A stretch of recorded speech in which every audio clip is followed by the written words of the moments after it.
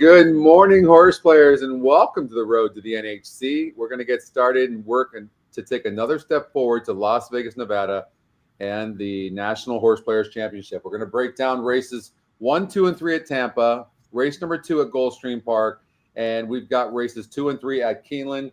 And remember, it's not just about picking winners. It's about trying to find the best value horses that give you the biggest bang for your buck. And we're going to show you how to do that today. We're going to handicap with 2022 NHC champ David Harrison.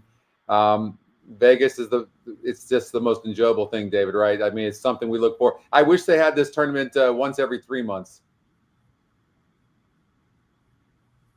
Yeah, the NHC. Good morning, everybody. Good morning, Scotty.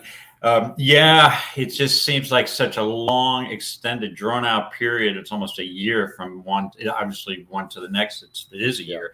But, yeah, how about every quarter, right? Every 3 months, or at the least, at the minimum, maybe every 6 months. Or you have like a mini NHC, maybe in, I would say, late September, October to break it up. But, yeah, it's just a long way off. Such a great time. You look forward to it well in advance. So let's hopefully get some people qualified next couple of months coming up, and let's start today. Maybe we can offer some insight that will help people. I had a lot of people asking me about how I came up with this 11 horse yesterday. So, and by the way, good morning, Oldie. Good morning, Chris, Patrick, Mike, and Curtis. Thank you guys very much. I appreciate it. Believe it or not, I only spent 15 minutes handicapping this. I didn't have a lot of time. I was busy yesterday morning, and then I didn't even know they had this NHC qualifier on a Thursday, because you don't usually see them on Thursdays. But I do. I think it's important to show people, especially those that are new, this information. Look, I was able to do these 11 races in about 15 minutes, no joke. And the first thing I do is, of course, I run the race simulator, but I do it this way. I'll first run the pace to the first call, because pace makes the race, right? So then I'm seeing all these horses here, and I'm going, this favorite, I don't think this favorite's all that great. It needs the lead. So I'm looking at that, and then I'm seeing a lot of these horses, like the 10 horse, the EquinEdge long shot, needed the lead. And I'm going, there's a lot of cheap speed here. And I'm like, okay. So then I start going like this, and I see the 4 horse moving up, and I'm like, okay, I really like the 4 horse. And then watch this. Only 3 horses are showing blue.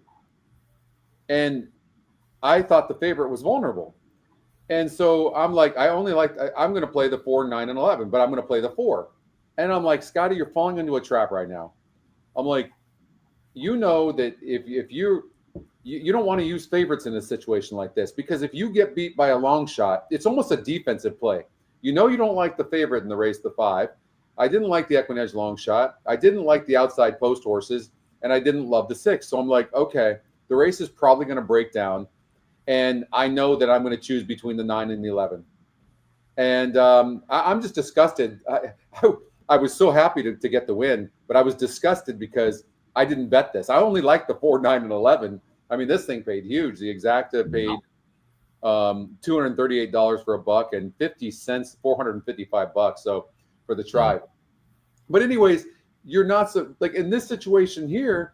And then Ryan was here. So I was talking to Ryan a little bit, and Ryan's like, man, I can't really use this horse. I'm like, well, you can. I'm like, look, this horse broke from the rail here 2 races back, and it broke 10, and it only lost by 2 1/4 lengths against Similar.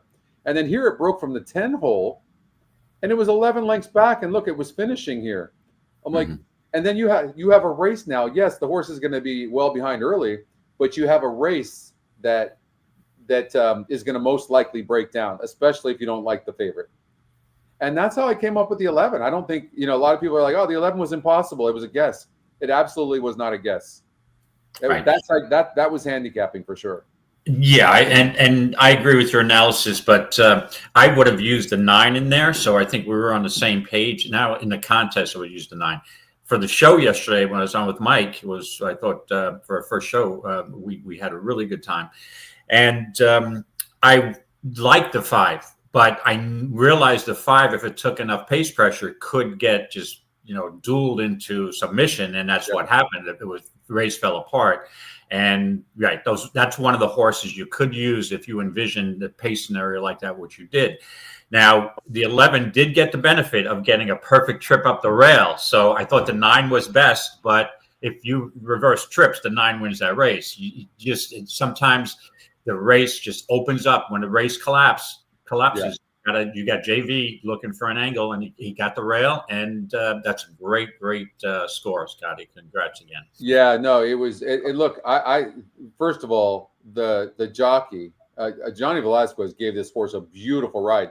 Yes. He was trying to find a hole. He never hesitated. I mean, never hesitated. Like, yeah, I mean, but you and I both know, especially in these turf races, like you have to get lucky and get a trip. Like, yeah. I mean, that's just it for sure, no doubt about it. But he did a really good job. And right. And the GSR was I didn't even think about the GSR. I mean, the GSR was good, but the reason I didn't consider the GSR was because it was like I didn't really like the 6 and the 14. I guess I could have looked at it with the 9, but these horses have kind of already proven themselves, right? And so sometimes the GSR is doesn't help you, you know. Sure. And well, sometimes it does help you. A horse is doing something for the first time, or first time starters, things like that. So, but right. I didn't feel like the GSR was. I didn't even look at the GSR. I looked at it and then I'm like, okay, the GSR is not the factor here. Right. And I think you're pointing out a valuable lesson is that, you know, this is an NHC contest that you played yesterday. This is not for real wagering. And the key is you're looking for the value. And so many times you'll see out of 10, 12 races, you'll get a horse that'll either win or place. And it's like a head scratch. Like, how did this horse win it? You know, even get second at, say, 28 or 42 to 1. So, you know, you're not usually going to have success just playing the chalk, the first 1, 2, or 3 choices in these NHC qualifiers. Now, if you do get a chalky card and you're betting for real money, yeah, you know, I'll adjust my thinking and I won't look for value. I'll look for the likely winners. I'm looking to make a decent ROI for the day. But with these contests, I think you still have to just keep searching for value. But I think this race represents what this show, when we first started talking about this show, this is exactly what this show was meant to do. Correct. And I was talking to myself, Ryan will tell you, I loved the 4 in this race because I thought the 4 was tactical. He had a better, you know, his morning line was better. He was the EquinEdge second pick. And then I even said, I said to Ryan, I'm falling into a trap right now. I'm about to use a horse that's going to go off as the second favorite. And for what? Because if the 9 or the 11 wins, now I'm way behind. So I almost made a defensive play. And I even said to Ryan, if the 4 wins, no big deal. I'm not really out that much. I can still I can still do well in this event. But if the 9 or 11 wins, I'm chasing the entire time. So I think it's a great example. That's why I wanted to bring this particular race up. Yeah. That was a very good NHC horse, that's for sure. And you know, and you saw the days 1 and 2 in Vegas at the NHC this year. The board blew up. I mean, you had long shots coming in. So if you weren't looking for value early on Friday, you know, you probably get left behind. That's just the name of the game in the $2 win place mythical. It's value. It's like, by the way, too. Thank you, Oldie, for that. You can scan this QR code at the top if you're new, everybody, and get 3 free races a day. They're always free, and 3 of them a day. And it just get your feet wet if you're new to EquinEdge and you want to see what it's all about. You're welcome to do that. Okay, you ready to get going? I'm ready to roll, my friend. Let's get her going. Right. Okay, we're gonna. By the way, I said at the beginning of the show, I didn't realize that there was a show or a NHC feeder yesterday or a qualifier yesterday. So it took me 15 minutes to handicap. Well, I think I handicapped 2 or 3 races so far today in the qualifier, not the feeder. So you're going to see how fast you can actually handicap without taking, you know, so much of your life handicapping. That was the entire point initially of creating EquinEdge for me, was when I was handicapping, which the traditional way, I would handicap 1 track 8 hours, and it's exhausting. And as you start getting older and you have responsibilities, and there was no way around it. You couldn't get around it. Like, if you really wanted to be successful at you know, playing the races, the horses, you had to put in that time, or else Right. you just wouldn't be. You would miss something.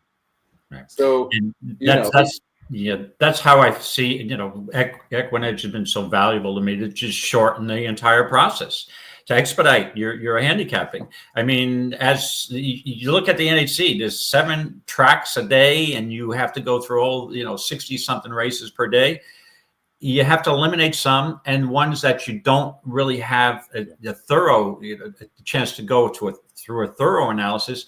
EquinEdge, it'll save you 20 minutes a race. It's just so it's been so valuable. And well, you know what else it does too, David? You get confidence, right? Yeah. Mm-hmm. So like it gives you confidence. You feel like, okay, I see this horse, like, or I see this race. I feel like I've seen this race clearly. Sometimes you don't, by the way. Like sometimes the race is just too difficult. Or sometimes maybe, sometimes I'll just walk away. So there's sometimes like, I'm sure you've had this to you, David. Sometimes when we handicap, it's like we have such a good day or 2 or 3, and we're seeing everything, and we're just boom, boom, boom. And we get this confidence like, okay, I figured it out. And then all of a sudden you go with this same confidence and you go to a day, and all of a sudden, like you're looking with deer in the headlights, and you're like, I see nothing. It's just, that's just the nature of this game that we love. So yeah, and it may be because of stuff going on in our lives, but certain days you're on and you're just feeling it. And same thing when you work a full-time job, you're not on 100% every day. You might be 89% or 90%, and some other days you're just seeing things, you're getting your work done fast. So I think it's just a matter of, and also with me, it's the preference for the card. If I see a cards that I really, really am down with, then it makes things more interesting, makes things more fun. And in all honesty, today's card to me is a little blasé, as they say. And I was struggling. You never know when we work together, we might change that. So you don't want to throw that out there yet. We might come over and we might find stuff together as a team. I want to say this too as well, and believe me, I'm just learning this now, and that is, if you do get to a day where you're just not seeing things, don't force it. Correct. You need to recognize it, and don't beat yourself up. Right. It happens to the best handicappers. Mm-hmm. Like 4 years ago, I was playing in cash tournaments, and I was in the top 10% almost every time. And then I started getting really aggressive because I was either win or come in last. That was my mindset, which was wrong. And then I would beat myself up. Like, what the heck happened? But it's completely normal. And I think we need to recognize that and understand, okay, walk away and don't play too much or be conservative, and understand that there's another day tomorrow. I think that's the biggest mistake that horse players are making, and especially new ones. And we need this game to be healthy and people to be healthy when they're playing it. So just understand, like, you're not doing anything wrong. Sometimes as hot as you were the day before is as cold as you're going to be the next day. Anyways, I just wanted to throw that out there. So and sometimes you're right, Scotty. Burnout does get in the way sometimes, where you're just going at it too many days in a row, and you're like, you start looking at races and they all jumble together, and you can't think straight. So just walk away, take the day off. There's nothing wrong with that. And so I'm a big advocate of coming into tournaments fresh. So if I know I'm playing a big Saturday tournament, sometimes for 2 or 3 days I won't play anything. I'll just I'll look at the races, do my analysis, but you want to go in with a positive attitude, a fresh attitude sometimes. And that's the way I approach the NHC too. This year didn't work for me, but I did an analysis of my plays and my thinking, and I can improve going into next year. I'm confident. Absolutely. Same here. All right. So the first thing that we like to do is run the pace to the first call. Pace makes the race. This is the best algorithm on EquinEdge right here, is the first call on the race simulator. And so you can see that the one most likely is going to have the lead. It'll be the 1 and the 4. And I like to look at their styles. And when I look at this horse, I can't really say that this horse can rate it all, but it's a sprinter stretching out, and it's most likely going to have the lead. And now I need to look at the 4 horse, and the 4 horse definitely needs the lead. So no matter if they duel or not, I think we both can agree that there's going to be some pace in the race, correct? Yeah, it does seem between the 1 and the 4.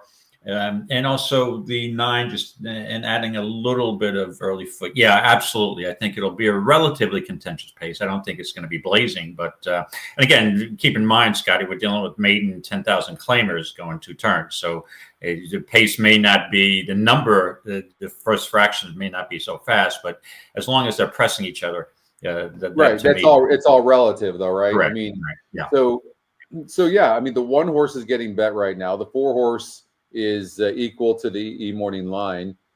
And then, but the horse I was looking at, I did look at this race before we went on, and I thought the 9 horse would sit a really nice trip possibly.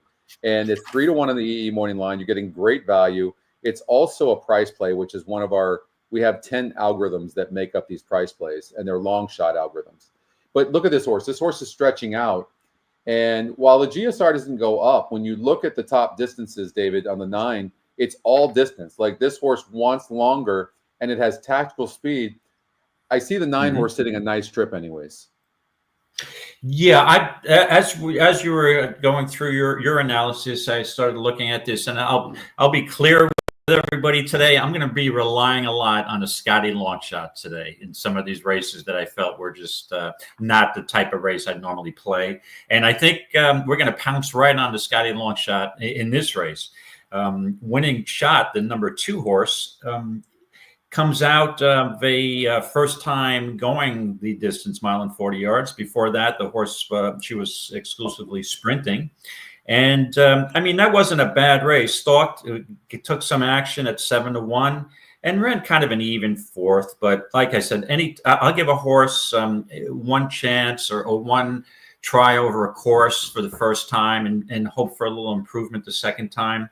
I mean, this horse, I like the inside post. It's a cozy, you can save ground from there.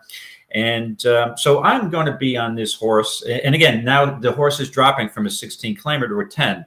So with that even race, maybe trying those 2 turns, getting experience may improve a little bit. So give me the Scotty long shot here. Winning Shot, who's currently got a nice price here at 10-1. And the other thing too, this angle has worked for me before in the past. The morning line, track morning line, is actually 8-1, but the EE morning line is 4-1, which tells me something. And it's also the Scotty long shot. So I'm on the 2. Winning Shot here, Scotty. All right, let's just cover 2 more horses in here just to make sure. So I'm going to be on the 9 horse for sure, but I think we need to cover the 3. My fine Aquiline, and throw out the last race. That was on the turf. That you can see the GSR dropped 24 points for that. So it's it's all the things you want to see. The SOR is going down, so it's facing easier.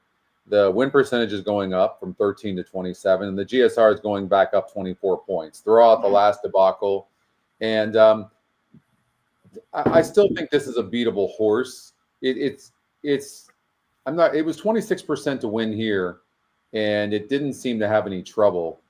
And it got 3rd by 5.5. I think it's a contender. It's kind of lukewarm favorite right now. I don't love this horse. Hey, Jeff.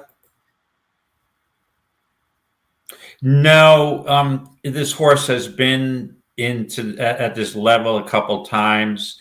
Had the turf last time. The race prior to that, there was an off the turf. So they're trying a couple things with this horse.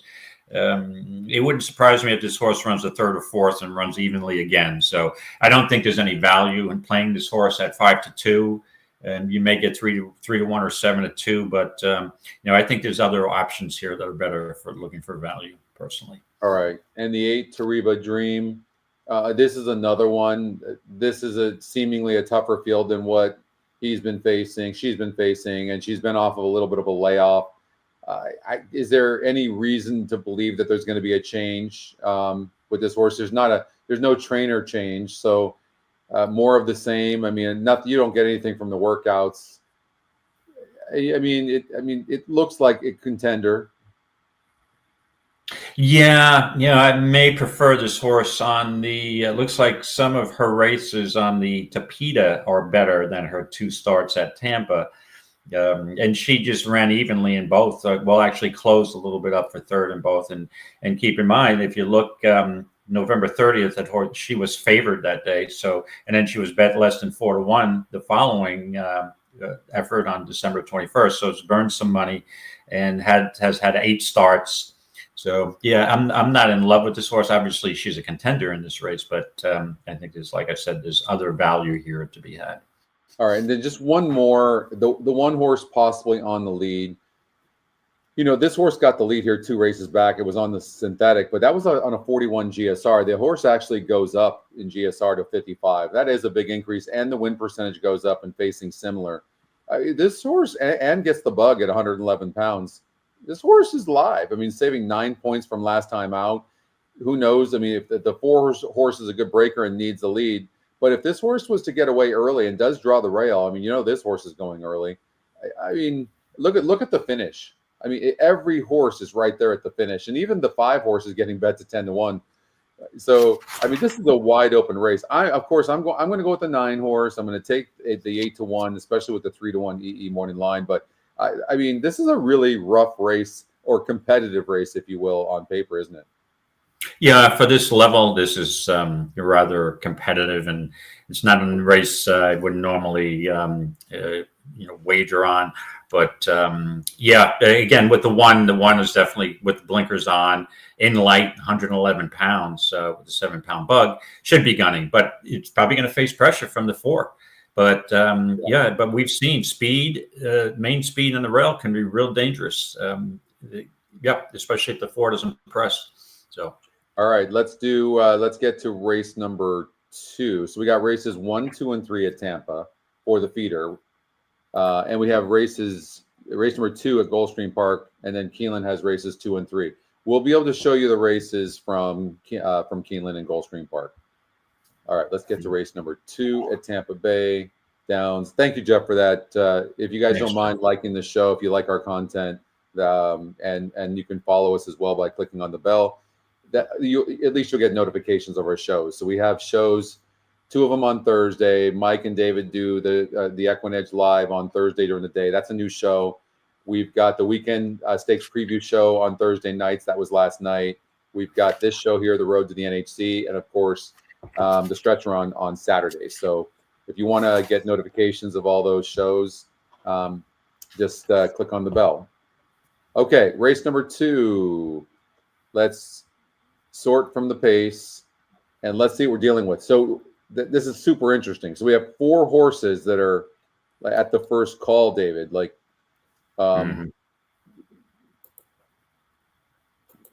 it's hard to see when you only have horses that have a few races. But the 6 horse to me draws really good outside of them. And while the 2, 3, and 5 go dueling with each other, I completely see the 6 horse. I'm not even going to try to beat that 6 horse.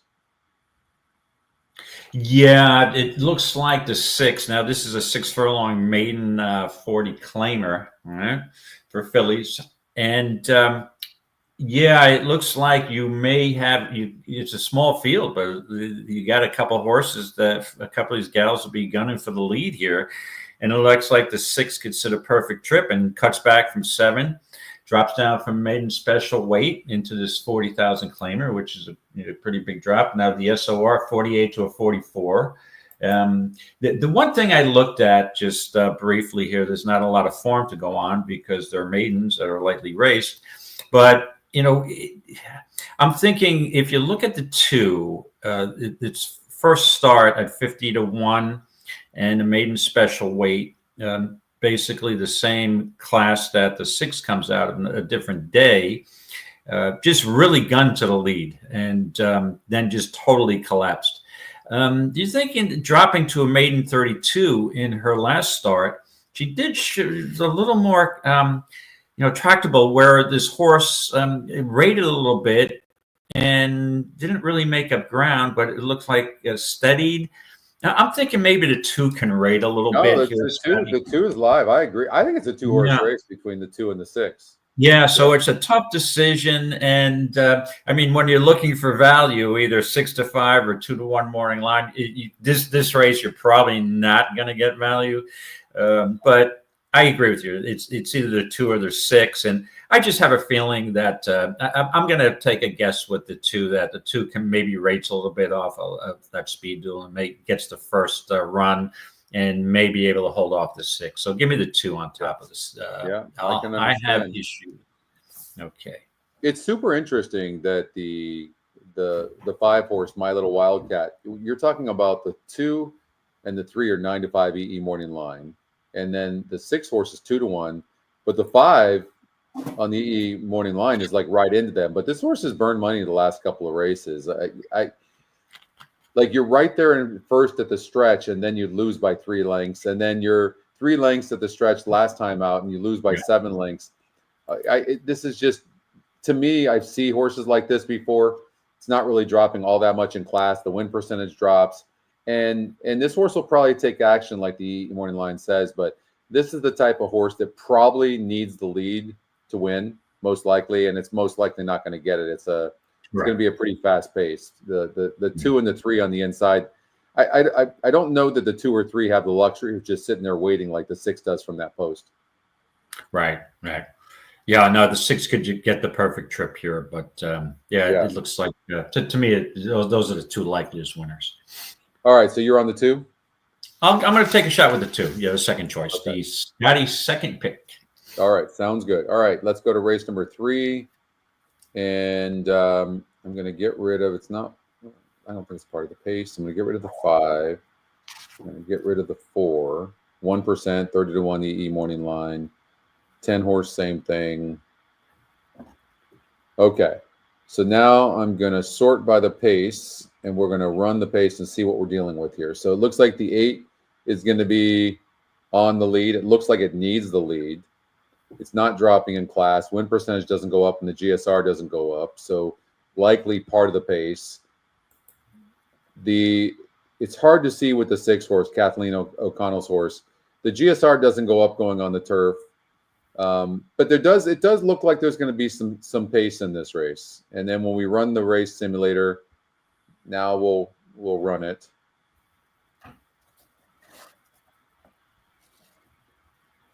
And the race simulator says the 1 wins the race pretty easily over the 7. Peacher's Point. Yeah, dropping down from a maiden special. Yep, that's a big drop. That's a big drop. If you think about it, this horse outran its odds and its win percentage in those last couple of races. Mm-hmm. And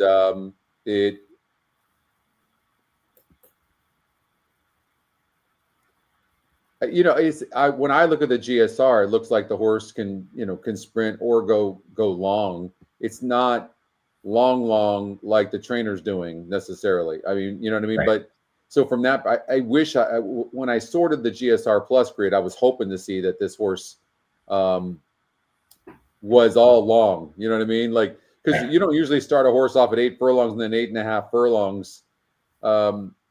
Usually, unless like this horse is just bred to only go so long. But what are your thoughts in here? Yeah, I mean, this horse had excuses in both of her races, right? The bump at the start, trouble line in both, and the second one is stumbled start. Yeah. Had a main special weight, but then it drops. That's way down to 16. So that's from a 48 SOR in the last one to a 40 today. And I mean, that's a gigantic drop. This horse, if she's got any ability, she should be rather tough here. But and again, I'm looking for value. That's not exactly value here. And I looked at the Scotty long shot. Her first start on turf wasn't awful at this level. Ran an even 6th, but that doesn't really inspire me. Maybe second time in blinkers may improve a bit. Is that enough to offer some value? I think the 7, the Scotty top pick, Pretty Thing, is a win candidate here. Coming off that synthetic where the horse, she just kind of stopped, and it looks like she finished next to last. But the 2 back, the 7.5 furlong race made in 25 from the 10 post, actually had the lead at one point in the race. So that horse intrigues me a little bit. And 29% win.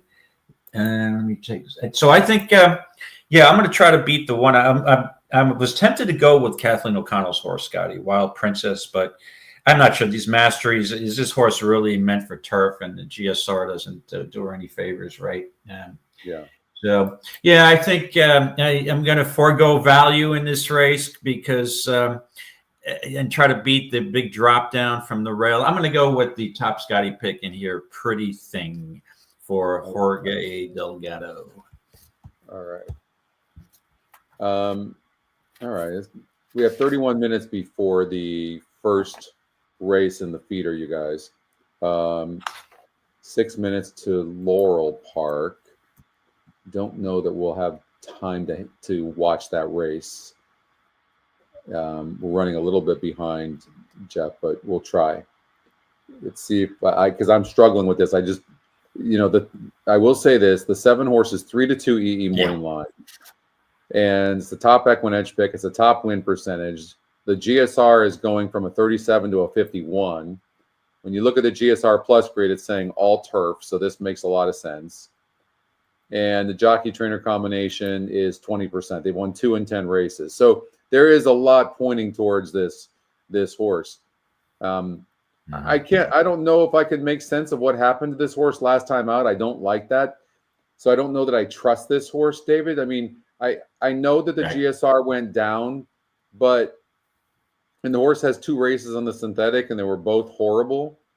I mean, is that the thing that this horse, it's one thing to run poor, but 2 races on synthetic and this horse just stopped. And then it went from the 10 hole and then dueled on the turf. I mean, it's possible, I guess, that this horse just hated the synthetic. That's the only thing I have to go by. Yeah, maybe she's just not. Maybe she's just a turf horse. She doesn't. Maybe I have something in common with her. I don't like the Tapeta either, per se. But it doesn't make me run any faster. So maybe she doesn't like the Tapeta. Right? Now this one outran its odds last time out, as well as its win percentage. It really improved off of that drop, and it improved on the turf, and I like that. Right, I really do. I even though the GSR really didn't go up, this one.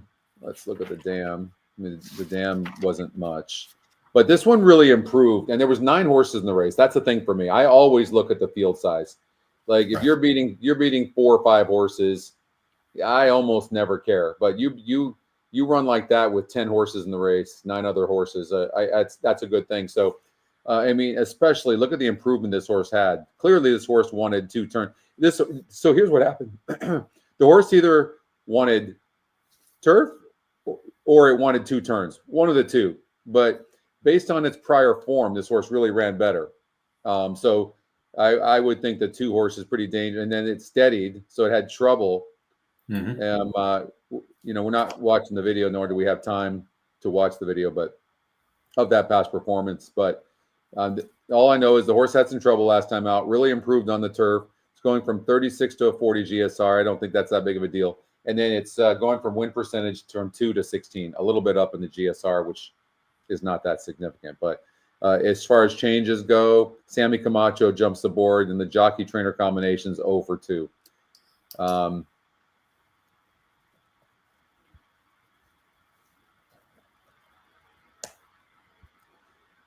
The drop is just so big, David, on the one. But let me ask you a question: what your thoughts are? I've had success with this. You have a horse that looks really good on paper, and then you use a jockey that you've never used before. You know what I mean? And that's what we're looking with the one, right? If you think you've got a horse that you really like, aren't you putting the jockey you've had success with as a trainer? Are you? Yeah. I'm trying to get in the mind of the trainer. Why am I throwing a jockey that I've never used on my horse that looks like a major contender? Yeah, well, maybe it's because we don't know what goes on behind the scenes. It could be that this rider works the horse out in the morning, or works other horses for the trainer out and give him a shot. It's tough to make that judgment, especially with these cheap claimers. So yeah, that's something I usually don't think about too much, to be honest with you. Yeah.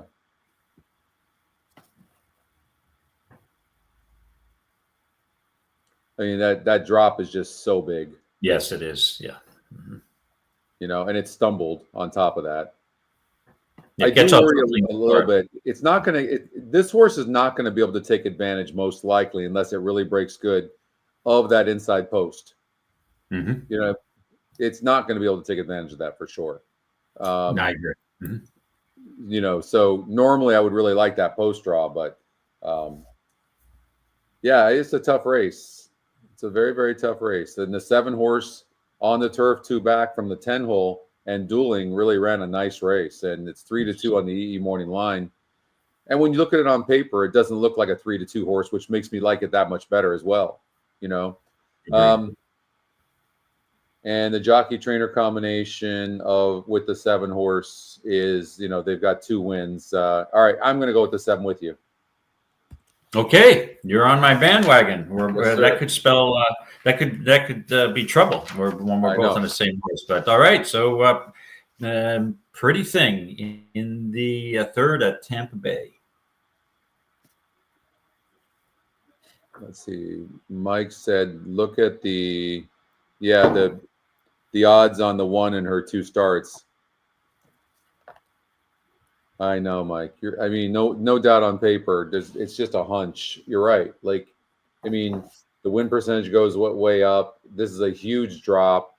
She wasn't bet. She's outrun her odds in her win percentage. No question about it. I mean, she has. Yeah. I mean, no doubt about it.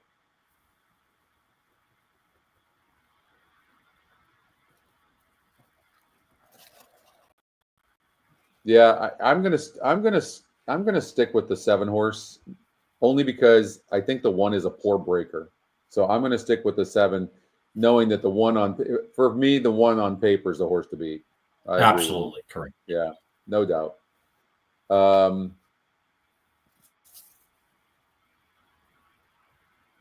It is too. It's a GSR play. Let's see. Let's just watch Laurel race number 1 real quickly, and just to mix it up a little bit, if we can get the sure. There it is. It's a wow. You want to talk about the rail? Look at this. I mean, look real quickly on speed. Who's the speed horse here? Right? I mean, wow. I'm gonna look real quick at Laurel, but what's up, Nathan? So they're the 4 horse at 18-1's got some speed and stretching out in turf for the first time. The horses have reached the starting gate. I mean, I'm looking for a speed horse for sure.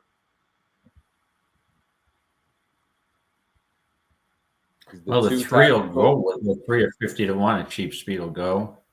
The 2 is tactical. Let's get this going back up. Yeah, 8-5, 26% win percentage. I like the 2 horse at 8-5. I like the favorite actually. The 2 horse is tactical, can sit right behind them, doesn't need the lead, and so yeah, I'm on the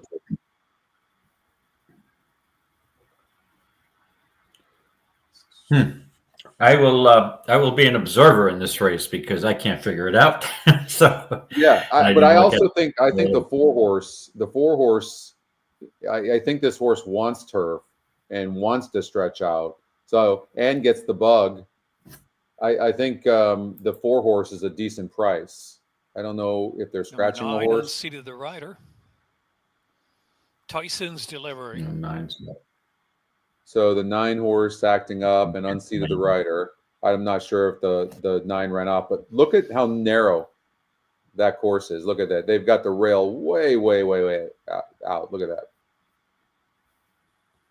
So, I mean, that makes it so hard for horses to come from behind. They're going to scratch this 9, move the 10 horse in, and so we'll watch that race. But let's go to Gulfstream Park race number 2 and handicap that, David. All right. Okay, we're going to do Gulfstream first. So let me change up my screen. All right, Gulfstream race 2.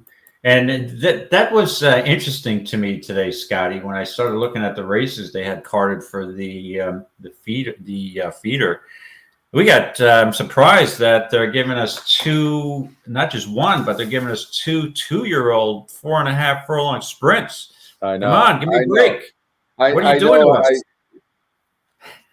I know Chris Couples doesn't like that, but I actually I love those. To me, you can get some prices, but with EquinEdge, we have a better shot of doing well. I mean, look at this race. I mean, it is crazy wide open. Right, and again, with a lot of these 2-year-olds, first timers, the trainers, they're in just to get an education, right? I mean, It's tough. You got usually the same trainers are winning these races year over year.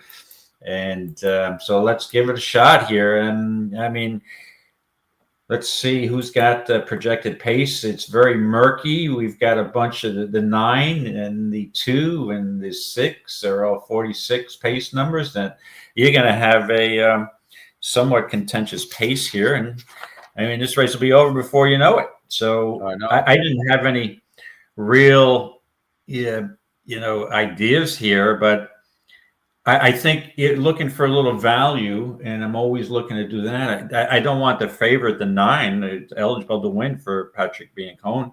Nice workout on March 30th. Beers on Me, Catalina Cruiser has been working well.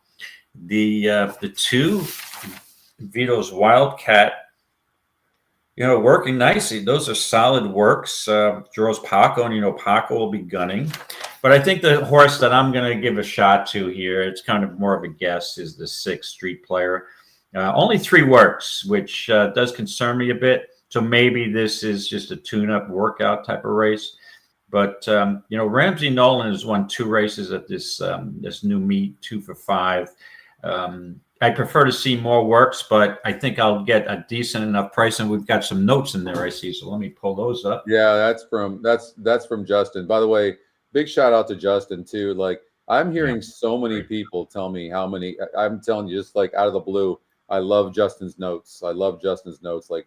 Like ever since Fairgrounds, like he's come into his own on his notes. He's doing a really nice job. Yeah, he does an excellent job. He's an excellent handicapper, an even better person. Even better person. Yeah. Exactly. So with him putting notes in on the 6, it just it even convinced me more. The only thing I'll say is Nolan Ramsey, and I know it's a limited sample size.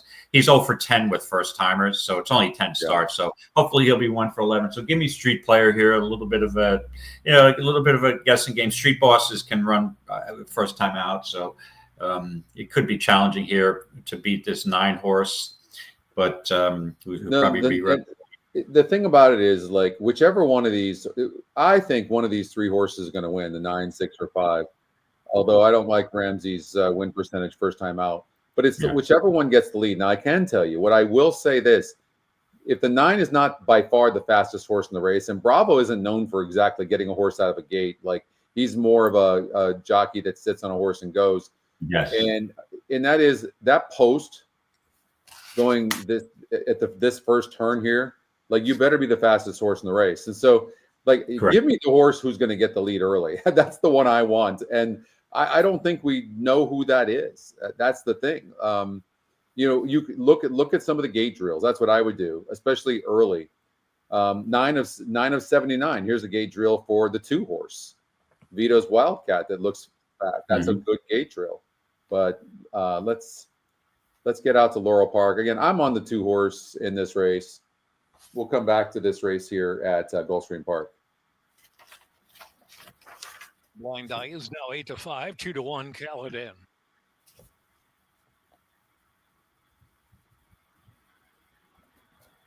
Oh, what a night. Last one up.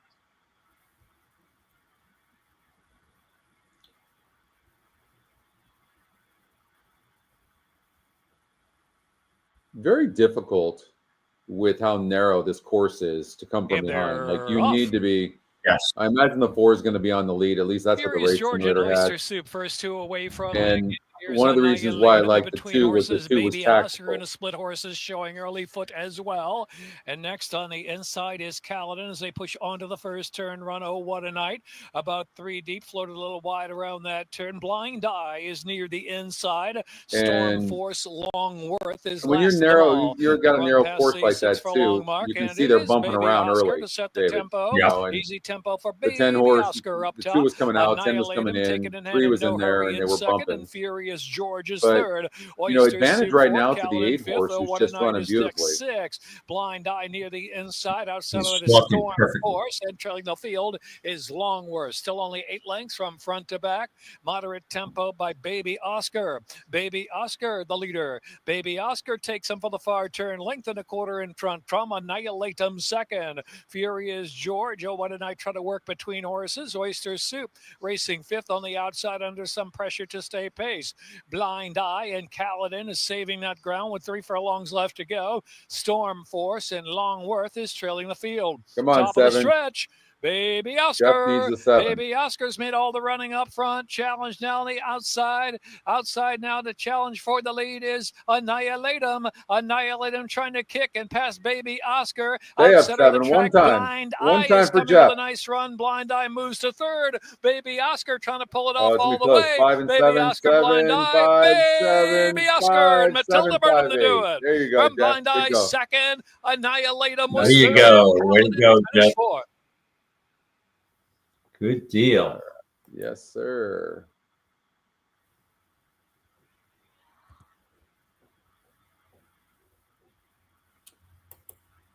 "31 minutes to Gulfstream Park, 41 minutes to Keeneland's opener." So, all right, we've got to finish this race. So, you're going to go with the 6, David?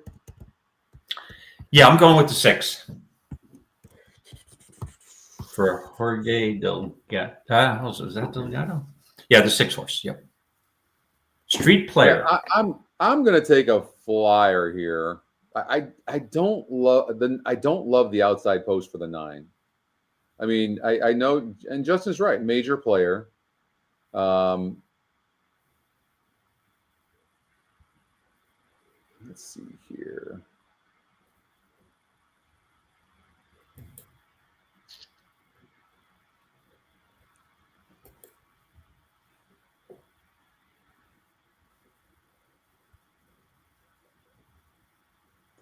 The EquinEdge long shot, we've talked about this all the time, and that is the EquinEdge long shot algorithm wins about, it's around 14% of the time. Mm-hmm. But first time starters, EquinEdge long shots win about 22% of the time. And of all the horses it could have chosen the 5, 6, 3, 1, 7, 11, 4, and 10, and it chose the 5. And it's 9-2 on the EE morning line. And then the 9 horse who's got a big win percentage is on the outside post. Now, I doubt it's going to be able to rate. It gets the bug at 113 pounds. Luis Mendez is a really good with first-time starters and babies. So I'm going to go with 5. I'm going to go with the EquinEdge long shot because, I'm guessing, it's a calculated guess, don't get me wrong, but I got to go with 5. Okay, so Scotty's on the 5 at Gulfstream Park. Beer's on me. Yep, beer's on me. And I'm on the 6. Yep. And it's a pretty fast gate drill, by the way. You can see that on March 30th, 4 of 30 in 36 and 100. So that's, we're going to go with 5. All right. Okay. So now we have to do races 2 and 3 at Keeneland. All right, let's get to that. Okay, Keeneland race 2. We only have 13 minutes. So we've got 13 minutes before Tampa race number 1, which begins. So if you want to, by the way, I didn't give the spiel. You have to join the tour. You go to the ntra.com. And I'll go there. Let's go there real quickly. So ntra.com. And you can sign up. Where do you sign up, David? Anyways, let's see here. I don't know where I went, but let's. I think it's in the right hand, the top right hand corner, if I recall. Hey, Britt, table 11 beers on me Britt. Next March. I'm going to hold you to that because we got to get Britt in the. Britt's got to. We got Tyler, his brother's qualified. You're qualified. I'm qualified. Ryan's qualified. We got to get you qualified. Mike is qualified. So we got to get Mike Saletta qualified. Mike Saletta is not qualified. And Mike Saletta, you got plenty of time, Mike. Yeah. And Britt, Britt, I expect by next March to be drinking beer again. So make sure you come well armed. So I'm probably taking you up on that offer next year. Anyways, join. So you click on join here, and it's $50 a year, and you want to make sure you're joined. There it is, right there. And you join there, and then you want to go to horseplayers.com and horsetourneys.com, and then look, I'm down to fourth. I'm in fourth place right now. Let's see here, but I won yesterday, so I might be in the lead in the tournament. Or in the tour this week, maybe. You were in second yesterday. I don't know why it changed. I don't know what's going on, honestly. Oh, they may not have updated the board. Until Thursday sometime, because I noticed. Here's a look at it right here. So, Dylan Donnelly, who's just a tremendous. Paul Sherman. I don't know Jeff Vandry, but Evan Traumer, just tremendous. Rob Henney, some really Terrence Frank. Terrence is very good. And Terrence and I were dueling yesterday for that NHC qualifier. Oh yeah, I see. Right. So you have 93-11. That you will be on top after that win yesterday. That'll give you 3,000 or so points, probably 3,400. Yeah. So you'll be It depends what happens with Jeff and Paul and Dylan, but.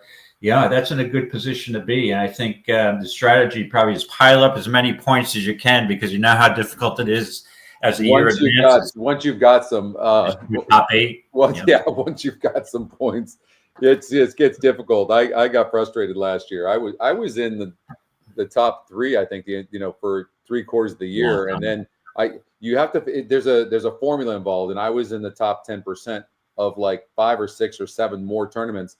And I'm thinking I'm getting points, but there's a formula. You have to better the top points that you have. And I think at the end they only judge like 7 tournaments, right? It's 8, right? 7 online and 1. You need 1 on track, and you have the 1 live already. Yeah. At the Silver Sunday, which qualifies as on track. But you've got to best your lowest score. So if your lowest score is 1,300 points and you get 1,280 points, you're not getting any points, because you have to be on top of that. So it does get frustrating as the year goes on. I think there's probably a better system. Yeah. But I was fortunate when you were in the top 3. I was dropping off into the top 20s and 30s, but I had a couple scores, and I'm like, I'm 15th, and I figure, well, if you be in the top 20, you get some payoff. So it was worth it. I ended up, what did I get? 12.5 for being 9th. So, but I'm not chasing this year. And I say that, but a couple of successes along the way in the next couple of months. And, right. You're like, well, I'm 15th, so what the hell am I going to do now? No, somebody brought this up too. And you know how this works. It kind of happened to me last year. It's happening to me now too. And that is, if you have some success early, you're almost like you have to try to do it. Yeah, because the money that's on the line is just is too big. That bonus is just gets into your head. It's like, well, I might as well try for it. But that $5 million bonus is not small potatoes. That's for sure. All right, Keeneland race number 2. Here's the other baby race. Okay, we got the second baby race, and again 4.5, and there's not a lot for me to go through, and I'll start, Scotty, by saying that Wesley Ward's got 2 horses in here, the 1 Victoria's Chances and the 2 Vibora, and you bet against Ward at your own risk in these baby races. He wins so many of them. And I think the other contenders here are the 4 Epic Desire, Todd Pletcher, Uncle Mo, and this 5-horse Fear, the second Scotty pick, is the one I'm going to land on. I'm going to try to beat Wesley Ward. It could be a folly here for me to try to do that, but Delgado can score first time out. And I like to work on March 28th, and we've got another. It's a solid string of works. Wins can be pretty good first time out. So sprinting. So I'll take a shot with the 5 Fear. I didn't put too much thought into this. I think you might be on the same page. It's either Ward, Pletcher, or D'Angelo in this race. It looks like to me. Don't get me wrong. I don't love the rail, but the rail is not exactly a bad position if the horse isn't afraid of it, and if you're as fast as this one is. I mean, this is a fast. She's good. I mean, looks like she's 35 and 4, a bullet work. This horse is likely, look, and not only that, is 32% to win amongst these what look like talented horses, and this one's 32%. It's 9-5 EE morning line. Now the 2-horse, the EquinEdge Long Shot, is 8-1 on the odds makers morning line and 9-5 on the EE morning line. And that's also a Wesley Ward horse. Yeah. We got to look at the jockey trainer combination for both the 1 and the 2, and we'll do that. 18% with Corrales and Ward. And first time putting the bug on for the 2-horse Vibora. So April 14th, 1 of 117. So it looks like these 2 horses were training together. I don't have a workout report, but it looks like they've been training together actually for at least the last couple of works. 8 of 28 going 3/8, and then 1 of 28. So I have a feeling the 1's a little bit better than the 2. Yeah, that's what I'm thinking. I think 9-5 is a little aggressive on the EE morning line for the 2-horse. I'm going to go with the 1-horse, Victoria's Chances. You always take the risk of the horse breaking good out of the gate, but the race simulator says that the 1's going to be tough, and it also says that from the first call, the 1's going to get out. That's why I love these races, because you can get some prices, but it looks like the 1 for me. I'm going to take the 1. All right. Okay. You're on the 1, Victoria's Chances, and I'm on the 2, Fear. Okay, race number 3. We got 5 minutes before Tampa 1. We're going to go to the race, and we're going to play the audio for you of the live race, but we unfortunately can't show you the simulcast live. We don't have approval from Tampa Bay. We've asked them for it and have not heard back yet. We though will be able to show you Gulfstream Park and Keeneland. So big shout out to them. Okay, race number 3. We've got a starter allowance for $10,000. So interesting. What a race. A starter allowance for $10K, David, with a $50,000 purse. Yes, and it looks like the prohibitive favorite will be the 2. They're going 2 turns here, right? Monmouth 16th. Will be Gray Frost for Bob Hess with Irad aboard. And obviously Irad gets overbet. This horse is looking for her 4th win in a row. And then before that had 2 seconds where she just missed at 5,000 claiming level. Looks to have the early pace advantage here. 6-5 personally is too short for me, so I'm going to avoid this horse. Should get some pace pressure from the rail horse, right? And so I'll make it easy. We don't have much time here. I'm looking going out for a little bit of a price, and that would be the 6 Trouble Free. I do have a huge concern here with this horse though, but she's a 6-year-old mare, and I mean she won 2 back at Fairgrounds going a mile. And also broke her maiden for 12.5 last year. And I'm thinking maybe the stretch out will help her here. She should be stalking the 1 and 2 and maybe get a good trip. Which horse are we talking about again? I'm sorry, David. The 6 Trouble Free. The 6 Trouble Free. Okay. Yeah, Brian Williamson with Gabriel Saez. And Gabriel's due for, he usually has a couple winners at this Keeneland spring meet, so he's due for a winner. So give me the 6, little value here, Trouble Free on the stretch out. Okay, David, the 6 horse. Are you playing the feeder today or no? Yes, I decided to get involved in the feeder. I'm getting more confidence as we're going through. And I'm like, it's worth the $18 investment. What the heck? Okay. So look, the 2 horse I'm going to try to beat as well. Because the 2 horse seems to need the lead for its best. I recognize that you see here that the horse rated a little bit, and here the first call. But the bottom line is the 1 needs the lead. It's very, very fast. It's on the rail. It's sending, and so for those reasons, I think I'm going to try to beat the 2 horse. And I recognize it's 4-5 EE morning line, 38%. But there's no upside to use that horse, because if it does go off at 4-5, even money 6-5, there's really no upside. And no. And the only horse that the system is showing that's really closing, and if you throw out the last race against much, much better, by the way, everything is pointing towards the 3 horse to win this race. So I'm on Savannah Marie. to win the race. Savannah Marie. I'm surprised you didn't go with the hunch play here, Scotty, with Lucky Anna, but we'll get to that. Oh, well, don't tell Anna that.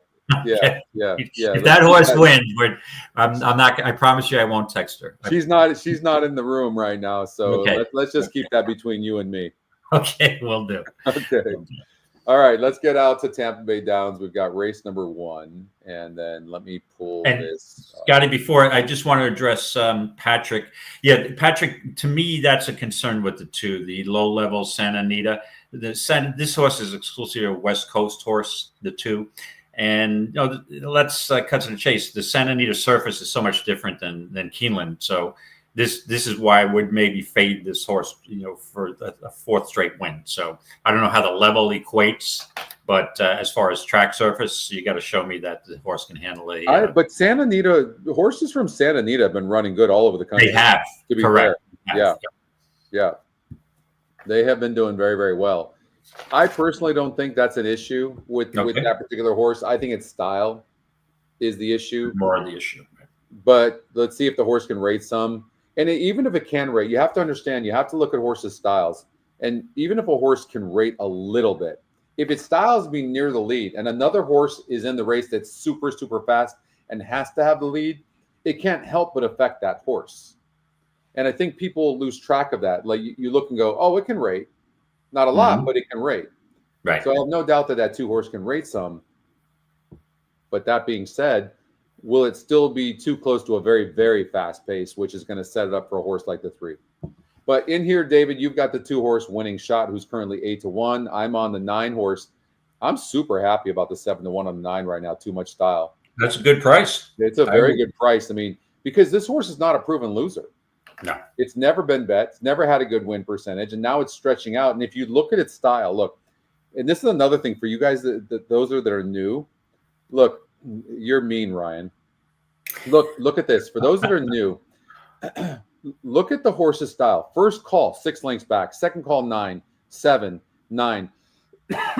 Same thing here. 7 lengths, 8 lengths, 7 lengths, 7 lengths. That's this is what we learned in the beginning of handicapping. This is what I learned when I was 18 years old and I started handicapping. When you're looking for a horse, because we didn't have much to go by. We didn't have GSRs in those days. And so, but this is exactly what you're looking at a horse that most likely wants long is when they're running one pace like that.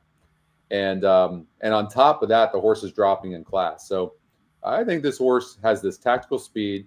By the way, with that post position, like the horse is not going to have a bad trip. The horse should have a perfect trip. So I think the 9 at 7-1, now 8-1 it has some value here for sure. I agree.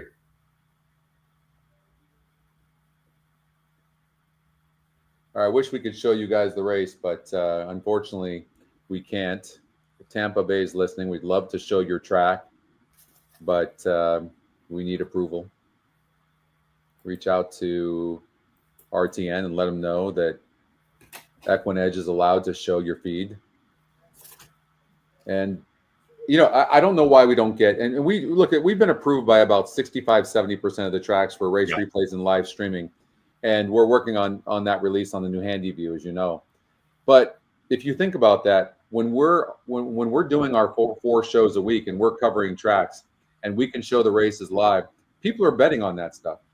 I don't understand the old school mentality of not sharing the simulcast. I agree. It doesn't make any sense to me. And I know it's easy for me to say because it's in our benefit, but it doesn't make sense to me logically. I will never understand it. Oh, yeah. I guess you don't have a connection with. You got to reach out to Ren Carruthers or I don't know. Yeah, I know. I worked with her husband Matt. At TVG. Mm-hmm. You know what? That's not a bad idea. Actually, I'm going to reach out to Ren.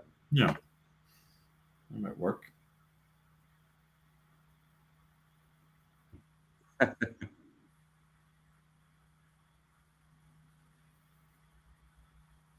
Nine to 1 on the 9 horse right now. I mean, I come on 9, please, one time.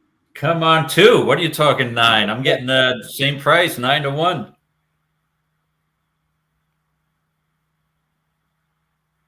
I doubt we'll be able to talk about how the 9 had a bad trip. So if this horse is good enough. Now, don't jinx yourself. Don't play with karma now. Good luck, everybody. They're off. And stumbles at the gate. I mean, they're flying. They are absolutely flying. And 9 goes 5 wide because of that stumble. So you know, and rank. So that's another thing. Look, it doesn't look like the 9 is a horse that wants to relax early. That's super important, right? You know, give me the 4 horse or the 3 horse right now, please. I'll take the top EquinEdge pick at 4-1, sitting there running like that right now. Your 2's running good too, David. Stalking running okay. It's kind of a slower pace though, but this is a low level, so that. No, I mean, if they've been going pretty fast. 20. I know it seems like it, but for this group, they're going pretty fast.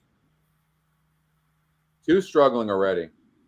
Yeah, the distance is the question with the 2 to stretch out. The 3's been trying to is sitting a nice trip and trying to get through, but my 9 is hurting this 3. All right, there now the 3 gets through. Good luck. Yeah, here comes the 3. Yeah. Oh yeah, wow. Look, you got a top EquinEdge pick, and at 4-1, David. Yeah, there's nobody else coming, and the 4 is part of that very fast pace, and not changing leads. 3's gone. Goodbye. If you'd have told me that the EquinEdge's top pick is going to go off at 4-1, I'd have taken that on. Yeah, I would have taken it too. Yep. Let's talk about an easy victory. My God. Wow. 6 lengths in the end. Who got second? The 8, I believe. So let's take a look at that 3 horse. Yeah, there it is, right? Look at that. My Fine Aquilin. Yeah. Yeah, look at that. And it was also a price play. Again, yeah, I don't know why we didn't love this horse. I mean, we talked about throwing this race out on the turf, and I think it was just we didn't get the pulse going. You know what I mean? It had kind of burnt some money here. It didn't really show much, but you know, maybe it's the type of horse that needed some speed early, but it showed tactical speed. Let's see. The race simulator had look at that horse was a lot closer than what the race simulator had it. I mean, it was within like what 2 lengths, 3 lengths. Yeah. Oh, the 8 horse was the. Oh man, look at that. Why didn't we just do the EquinEdge picks 3 and 8? I know that's what I'm saying. I'm going to rely on EquinEdge, but I did use the EquinEdge long shot, Scotty long shot, and obviously had an issue with the distance. It looked like. And by the way, for those that are new watching, they're going, you know, I don't understand why you even use the system if you're not using the picks. There's more than just the picks on the site. I mean, this is not a tout service. The picks, these are algorithms. So you can choose to use the picks, and you put all of it together, but it's still subjective. This is a handicapping tool. And the reason I say that is because there's so many people that are new go, maybe the picks aren't great for a day or something. They're like, your picks suck. And they're right. There are touts, and that's great. There's some very good touts that give their picks, but EquinEdge is just, these are tools. Right. So, and everybody has to make their own decisions. Right. Yeah.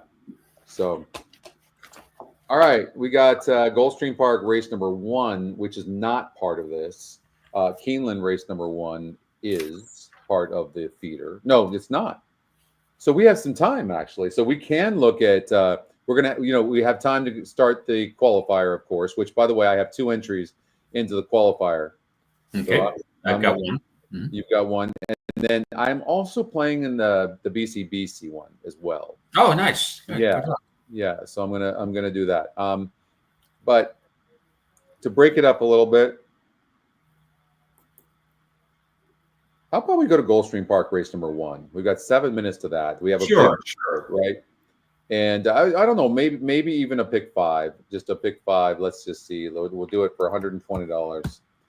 And there we go. And it's singling this 1-9 shot. No evidence. Deserving favorite and very dangerous on the front end. So it looks like this horse is also going to get a lead early. If we run the race simulator, and it does look like it will get the lead. It's a very good breaker. Paco Lopez is aboard. He's been aboard for the last 2 races. The horse didn't get the lead last time out, and it dueled the first time out, or the first time going 5 furlongs. So I don't see that here necessarily. If we sort the pace number, I mean, this horse, I mean, the 6 is pretty fast, and Jaramillo's aboard the 6. I mean, maybe the 6 horse hurts the 1. Is there a chance? Let's just say if that happened, let's just say the 6 did push the hell out of this horse, and it looks like the 5 needs the lead as well. Let's just say that happens. Maybe we have to look to see who's finishing. And to me, it looks like the 4 at 21-1, who's also the EquinEdge second pick. Yeah, Scotty, I was going to point that out. I wouldn't personally single the 1. I would want to include, if I was playing a pick 5, I'd include the 4. This horse, it goes back to turf, and this horse aired at Colonial Downs going 5.5. It does have speed. Maybe the turn back the only race the horse has won has been on the turf. So Bochero, is usually, they're versatile, Tapeta and turf. The last race wasn't bad, but if you look at the last 2 for the 4 horse, Bump Start and Reluctant, I think it was Reluctant Load. I had that horse. That was April 4th, I believe, was an NHC qualifier day. I had this horse, and I was disappointed it ran second. I thought it was going to win at this price. So I would use the 4 also. Yeah, this is when I look at this race, it does look like the 1 is dominant in here, and that was a much tougher field than what's lined up in here too. I don't know. I don't think you're. Yeah, I don't think you're beating this horse. The Scotty Longshot. It looks like this one can rate, and so maybe Jaramillo doesn't send this horse if he duels with the 1, probably screwed. It looks like this horse can rate, and it's 18-1. What's the exact? The problem I have with the 4 a little bit, David. It to me it looks like the best races for this horse are on the lead. Like I think the EquinEdge picks have it. I think the 1's going to win over the 4 or 6, and I think the 6 horse might finish really nicely. But I actually look at what all the payouts are. If we look at that, I think the EquinEdge picks have it. I don't think you're beating the 1 personally, but that's my opinion. But yeah, 4 is $6. 1-6 is $4. I don't love the 7 horse, so. I think it has a lot to prove on the turf. GSR is going down, but as far as exotics go, maybe 1, 6, 4, that type of thing.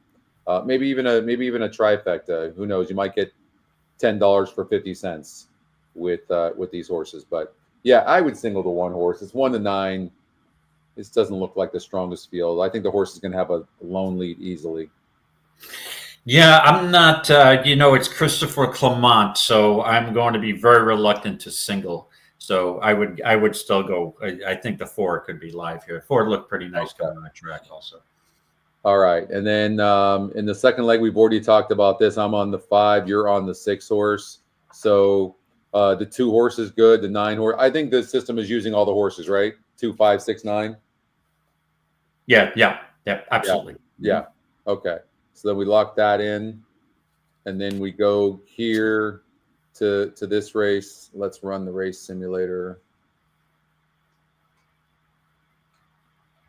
It looks like there's some serious pace in here.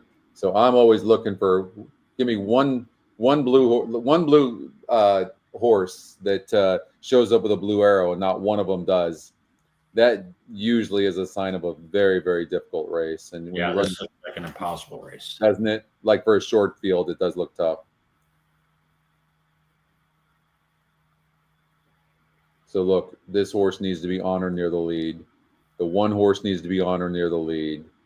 The 3 horse needs to be on or near the lead. I'm looking for a horse that doesn't have to be on and near the lead, but can be if it needed to. The 4 horse needs to be on or near the lead, it looks like. Same with the 6, my God. Okay. The 5 horse from the 12 hole rated last time out. It's an interesting horse. I mean, it rated last night, and I wouldn't have thought this horse could have rated. If you look at every single race for this 5 horse, David, it never rated before. And then last time out, it rated from the 12 hole. How many horses do you see actually win from the 12 hole going 5 furlongs? Yeah. And look at Zayas jumps back aboard. Zaya's back. And this one can rate, for me, 5 and 7. So maybe we take a chance. And, you know. Yeah, I'm sorry. I'm just going to look up Sam Rolinski. First time off the claim. Let me see here. I apologize. I didn't have that Gulfstream race up here. No, you're fine. Okay, we're using the big favorite here, so there's no reason to use, in my mind, some of these other horses. They're going to right. You know what I mean? Like maybe rolling on. You know, this horse. Listen, yeah. I'm sorry. Go ahead, Scotty. No, go ahead, please. Yeah, Sam Rolinski is 33% off the claim. Now, keeping I can qualify that a bit because it's only been 9 starts. So right, sure, 3 wins. 3 for 9, but still a decent percentage. But it's really not enough of a sample size to make a judgment with a affirmative that I'm going to move forward. But just on that alone, and then one of my favorite summer jockeys, Vasquez, is on that horse. Vasquez and Zayas, you're good in the summer meet with those guys. Yeah, and I also think the 3 horse with Jaramillo can rate a little bit, so we'll throw the 3 horse in there, and then we'll just generate, and then whatever it is. So that's there's no time to do the rest, but I'm going to play this. Okay, send it in, Scotty. Yep, no, we're playing that. Let's see here, and we've got. It's funny. Who did they have in the 5th? Because that's one of our the 5th race at Gulfstream's one of the qualifier races, and I thought that race was just flatters him quite a bit. Then he went on to bang my head against the wall in that race. Which one? Oh, the 5th race. Yeah, because I could go 2, 3, 5, 6. Yeah, it's possibly 8, 10, 2, 11. 5, 7, 10, 11. Yes. And then here's 2, 3, 5, 6. And so what I try to do in races like this is if I could throw out one horse in this 4th leg, then that could make the difference in adding another horse in the last leg. That's the way I approach it, especially when I don't have a lot of time. So it looks like the 6 is going to have an easy lead. And it maybe... Yeah, it looks like the 6 is going to have an easy lead and could be very, very tough. Right. And I just want to point out, Scotty, just give a kudos to Patrick, who always has, Patrick, you always have, very insightful information that sometimes, going through some of these races, especially if they're not part of the qualifier or feeder, that, Crichton has the 4 and the 3, right? He's not going to have both jocks send. So who's going to send and who's not? So thank you for pointing that out, Patrick. Which race are we talking about? The 3rd race that we had gone through. Oh, okay. I think, he's got the 3 rolling on the 4 Rachel's coach. Yeah. The 3 is most likely the one that's going to. Probably, with Jaramillo. Yeah. With Mr. Jaramillo aboard.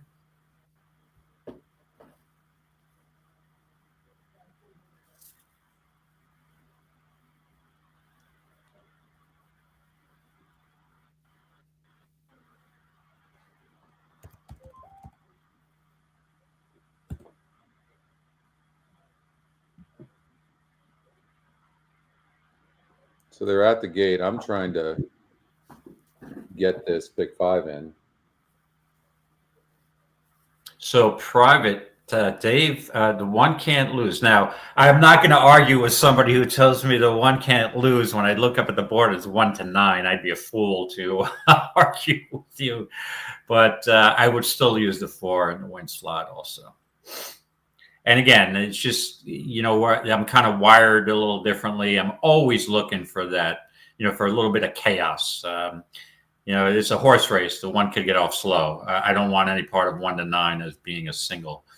I'm more likely the way I play to single the 4 horse, because if I could single the 4 and somehow the 4 wins, I am way ahead of most players. So that's more of a, ballsy play for me. Yeah. What happened? We got a little bit of a problem there with the feed. The feed. It could be the internet. It seems a little slow right now.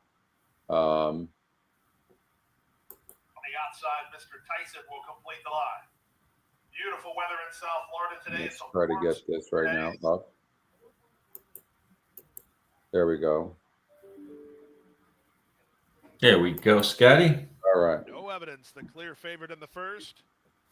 Paco's going to get this one out of the gate. I actually think that I like the 1-6 exacta here, and the trifecta, the 1-6-4. Oh, I'm ahead of you. I'm shocked.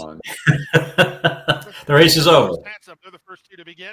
First race favorite, no evidence, gets away in third. Now look, Jaramillo is so good out of the gate too. So one is not getting a good start whatsoever. 3 wide from between horses. Lazio, the early trailer, is front end. To the far turn they go. Most Handsome has rail position and the lead. Mr. Tyson alongside in second. Paco has options for the favorite, no evidence, locked in toward the inside third. Outside and moving up is Epitaph. From between horses, it's Lazio. Then back to the Fire Pit, and front end is last. They reach the top of the stretch. Lazio is loaded if you can get out. No. Most Handsome turns for There you home go. on top. Get a second. Needs to find racing room. Yeah. On the outside, it's Mr. Tyson. They're an eighth of a mile from home. Most Handsome has the lead. No evidence, loose with his 16th to go, but he's a length off the lead. He has to motor. It's still Most Handsome in front. No evidence is out of time. Yep, that's a tricky rail post if you don't get the lead, Scotty, at this distance. Good call. Good call on that. Really good call. All right, let's. Hopefully the. All right. Well, the 6 horse did get that win. The second choice, yeah. Yeah, the second choice, and when you look at the pace number, it's got the 6 horse getting the lead. So, and that's exactly what happened. Oh no, that's race. Excuse me, that's the wrong race. No, but you listen. You got 2 really good gate jockeys. In Jaramillo and Paco. So, and at 5 furlongs, on the turf, it really holds towards speed. So great job by Jaramillo. Yeah.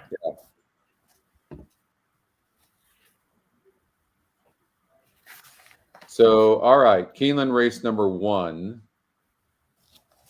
And this one is not part of the feeder. Race number 2 and 3 are, but I think we obviously have to play this race. And then we've got 10 minutes before Tampa 2, which is part of the feeder. So, all right, let's look at this. So if we look at the GSR, the 4 horse is going up from a 48 last time out, so you could probably throw that out. But it is facing tougher competition. The win percentage goes down. The GSR back up. It broke its maiden 3 back at 53%, barely won. Like, I don't know. I don't love the 4 horse. What do you think in this race? Yeah, I'm sorry, Scotty. Let me get to that race. I have to apologize. I was a little distracted. I hadn't gotten a text that I had to answer. My apologies. No problem. Yeah, I mean, speed has been recently pretty damn good on that main track at Keeneland, right? This 1 horse is just going to be real difficult to beat, I think. Yeah. So, and again, we just saw a 1 to 5 just go up in flames. So, I mean, you got a 1 to 2 here. And, normally when I see a race like that, it's probably going to pass. And there's another Wesley Ward. This is a 5-year-old. And again, Wesley Ward just does so well at Keeneland, but more with his babies, right? This is a long layoff. I mean, is this horse a little vulnerable? It's a really kind of even though it's an 80,000, it's a non-winners of 2 lifetime. It's a rather weak field here. I don't know. I just nothing here really inspires me. Well, I mean, look at the 1's going to get the lead here early, but it has burned a lot of money. But when it's on the lead, it does very, very well. But when you look at the first call, look, there's just a line of them. I think my concern with the 6 horse a little bit is that it's going to be a little bit wide. The speed. We're talking about Keeneland, Oldie. So yeah, the 2's not a good breaker. No, you're right. And the 5 horse Express Lane is not a good breaker. Which, if that does happen, that helps the 6. 7-2 is very good odds for the 6 Hesper with Irad aboard. You know, I am going to, I'm not going to play this race, but if I was going to play, I would take a shot. I know it's the third choice, and I thought you'd get a little more value, but I think Dallas Stewart is sitting on. He needs a win at this meet. I mean, the races that this horse had aren't bad, and a sloppy track broke his maiden at Fairgrounds, transitioning from Fairgrounds over to Keeneland. I mean, great work on April 2nd. Yeah, I'd take a shot with the 3 pair of socks. This horse was bumped in the last race. Probably prefers to be rated a bit, and the sloppy track may have helped his early speed there. So, but yeah, I'd take a shot with the 3 here, Scotty. Well, Oldie's absolutely right too. I mean, first of all, on the rail, and the 1 horse is not necessarily a great breaker. So I'm going with the 6 clearly, and one of the reasons I'm going with the 6 is the 5 breaks bad like it normally does. Then there's a good chance that the 6 horse gets an absolute perfect trip. Right. Music. Who do you like, Oldie? You like the 3 or the 6? 7-2 on the 6 all day long. Pair of socks. If that 5 breaks slow, the 6 is going to be very. If the 1 breaks slow from the rail and the 5 does break slow, Mountain, 2 more to load. 6 is going to be super tough to beat here. Express line. I'll take the 3. You want to bet Scotty's watch, Oldie? Head to head, the 3 against the 6. All right, Scotty said that's fine. Last one comes forward. He gave you a thumbs up. You didn't see it. That 6 looks fantastic. Goes in. They're at the post, and they're off. 5 broke good. And the there 1 goes broke Tunisian good. Spring right out for the early lead. Pair of socks comes away in the 2nd position. Busick was off a step slowly, starts to move up toward the rail though to challenge for 3rd, just a length off the lead. Frost Mountain, then Express Line, and Hesper is at the back, running just over 5 lengths from the front. Pair of socks to the outside, challenging Tunisian Spring is there toward the rail. They're matching strides for the lead to the far turn. Busick is right behind that front pair, followed by Frost Mountain, Express Line, and Hesper at the back. 22.72 seconds was the time for the opening quarter. Pair of socks from the outside. Has a neck in front. Tunisian Spring goes second by 2 lengths around the turn. And then Busick, who's in 3rd, still running some 3 to 4 lengths off the lead. Top of the stretch, a gap of 3 more lengths back to Express Line, who goes to the outside, but still 4th and still 7 from the lead of Pair of Socks. Tunisian Spring has lost a lot of ground. In fact, right now it's just struggling to try to hang on to 2nd because Pair of Socks is drawn clear, and Express Line's moved by into 2nd, and Hesper has come up the rail into 3rd. Final furlong for Pair of Socks. The lead's out to 7 lengths at the 16th pole. Hesper is challenging Express Line for 2nd. No catching. Pair of Socks. Luis Saez aboard. Pair of Socks to win the opener on this Friday card at Keeneland. Close for. Well, you got 7-1 in a small field. You got 1-4 first-time favorite goes up in flames. And like I said, you know, when you're looking at some of these races, you look at the trainer's strong points. And what's the strength of Wesley Ward? What's he more successful with? 2-year-olds sprinting, right? Yeah. And so now we have a 5-year-old coming off a long layoff from the turf back to the dirt. Looks like it had a class edge, but eligible to need a race, or maybe just not the same horse. We don't know the reason for the layoff, right? It could be an injury. So boom, and you know, you got to look to beat some of these horses, especially off layoffs. And I think as we go through the card today, and it's one of my favorite races. I forgot to wish everybody a happy Double Dog Dare Day. And that was probably the strangest name of a stakes race at any major track, because it's Double Dog Dare. It's a good race for fillies and mares. And there's an angle that I had in prior race at the NHC that we'll get to later on. But beating horses off long layoffs, or a grade 1 or grade 2 horses coming back in a lower level, there are prep races. Yep. And you know, this was not a stakes horse, Tunisian Spring, but did look a little sketchy on paper. Well, look, I mean, not only were these 3 horses the top EquinEdge top win percentages, but it was also the EquinEdge top picks, and the 3 horse and the 6 horse too. So, you know, and then they were the lowest of the E-morning lines. So, I mean, that's the best possible scenario there. You got a $30 exacta. That's insane on a 6-horse field. Mm-hmm. Wow, that's super nice. All right, we have a feeder race here. They're going to go by fast now, I believe. Yes, they're going to be right on top of each other. So second race at Tampa. And then what's the other one? Oh, Gulfstream Park 2 is in 31 minutes, though.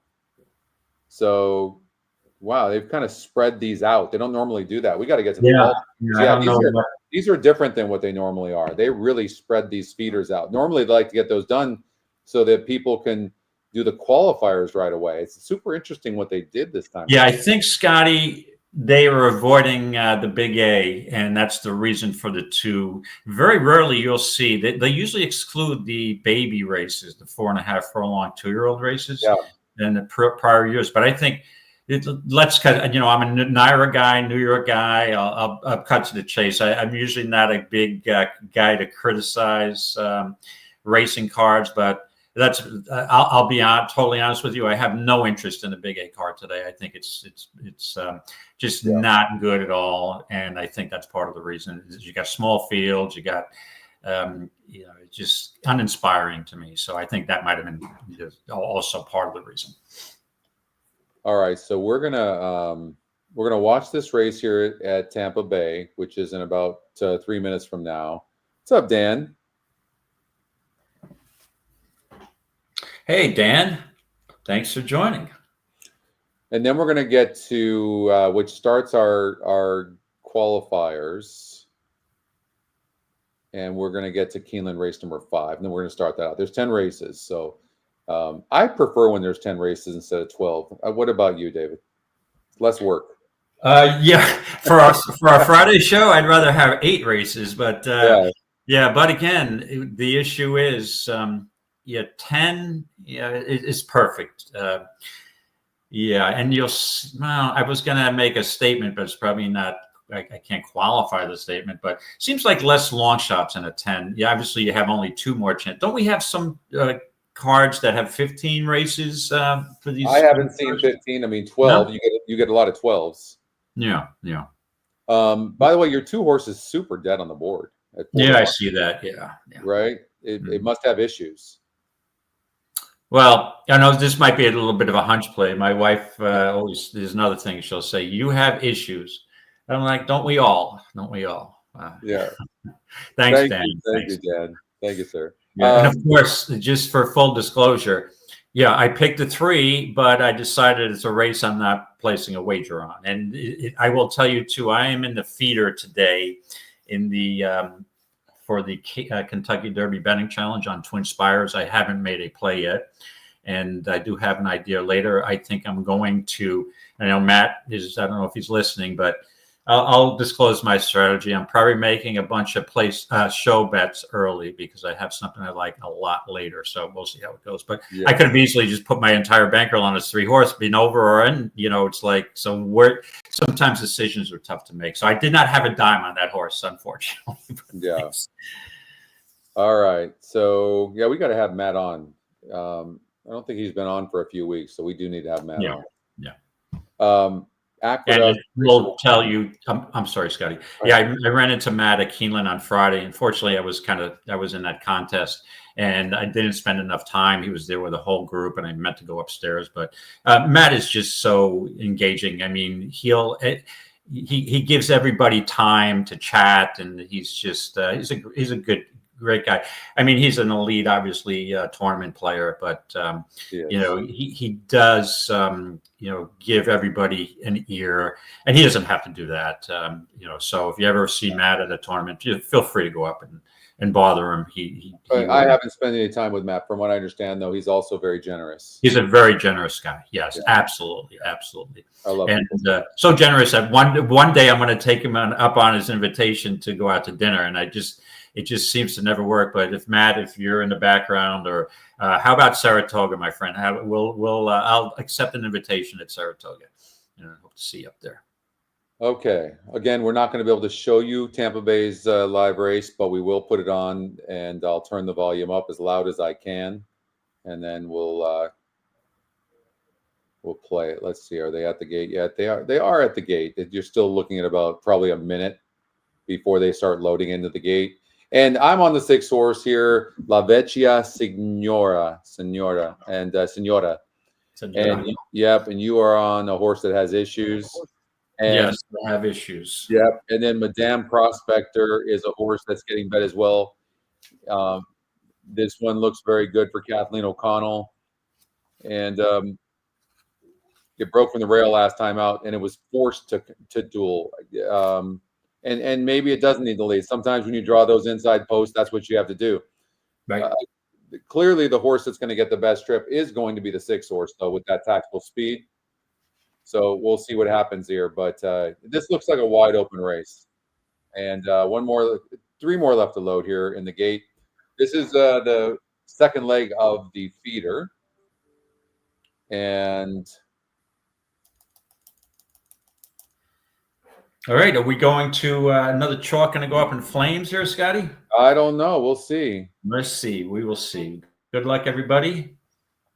All right, 5 horse broke out of the gate on top. 1 horse broke slow. 6 broke good, but the 2 is going to take the lead early.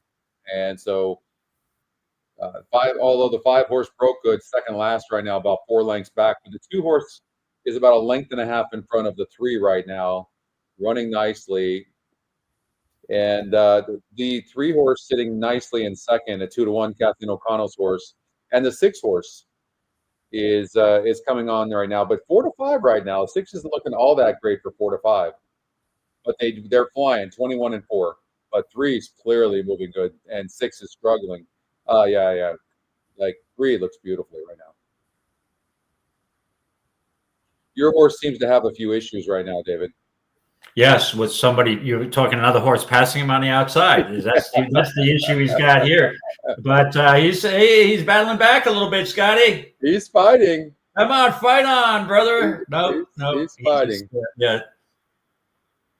Hang in for second at least. He's Give gonna me get second. $2.80. Yeah. So that's 2-1 over 3-1. But the 3 horse Madame Prospector. Much the best. That's Kathleen O'Connell. Yeah, I should have just went with Kathleen. How did you not go with Kathleen O'Connell? Come on. I know, that's my trainer. What's going on here, Scotty? Please don't tell her. Let's see here. That's like me with James Bond. If like, hold on a second, somebody will say, I think James has got a horse going in the first. He probably won. So if James Bond's horse won the first race, don't tell me. Yeah.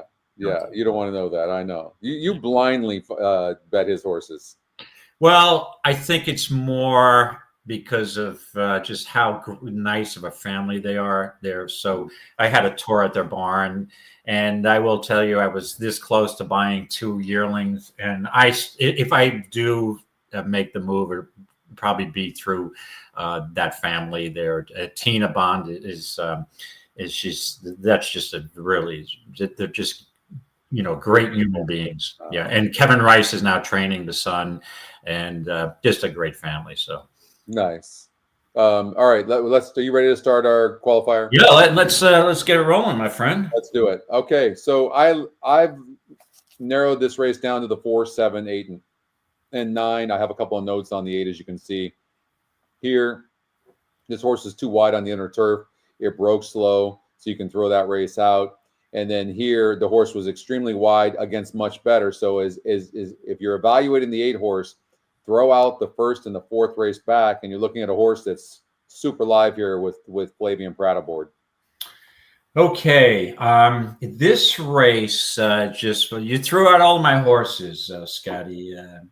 I think this race may be a little more wide open than it seems on paper. Just bear with me a second. I was a little out of sorts here. Somebody just sent me a hilarious text, and if I read it, online, we'll be barred by the FCC. So I can't.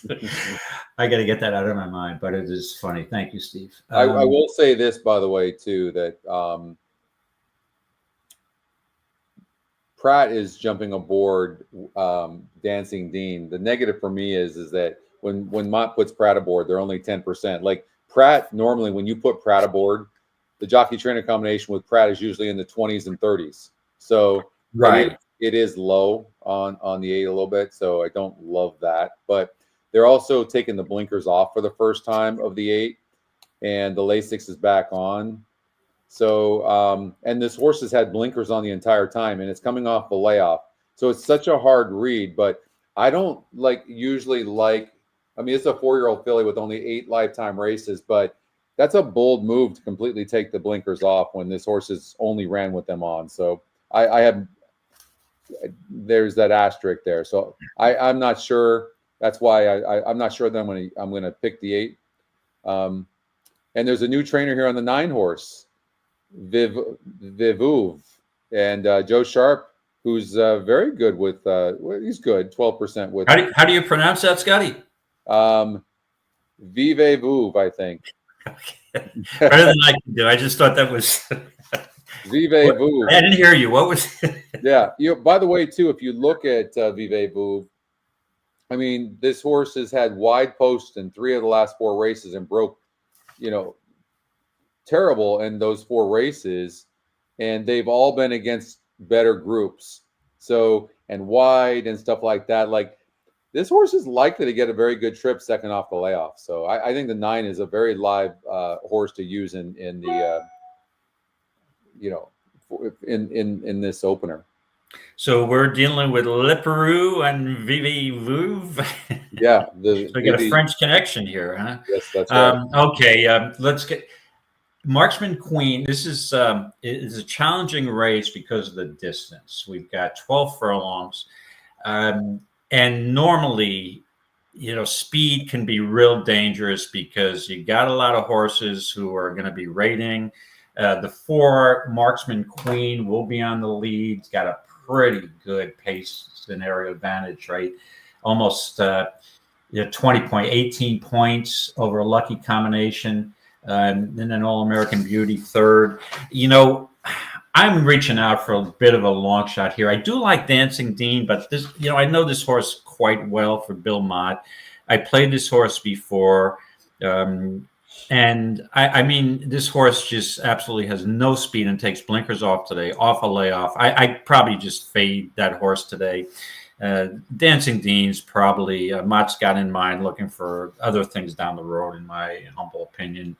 I just think this, to me, the 4 is a must use because of the speed factor, and also the top Scotty pick, top 30% win factor in a field that looks like there's a lot of question marks behind this horse. I don't mind the outside post, going to this distance. If you look where they start, it's on the turn, basically the turn before the stretch. So you got plenty of time for an outside post. I mean, it's not like you're it's not like a mile race at Gulfstream where that clubhouse turn comes up rather quickly on you. Yeah. And I've seen horses at Keeneland that 10 to 12 posts do quite well.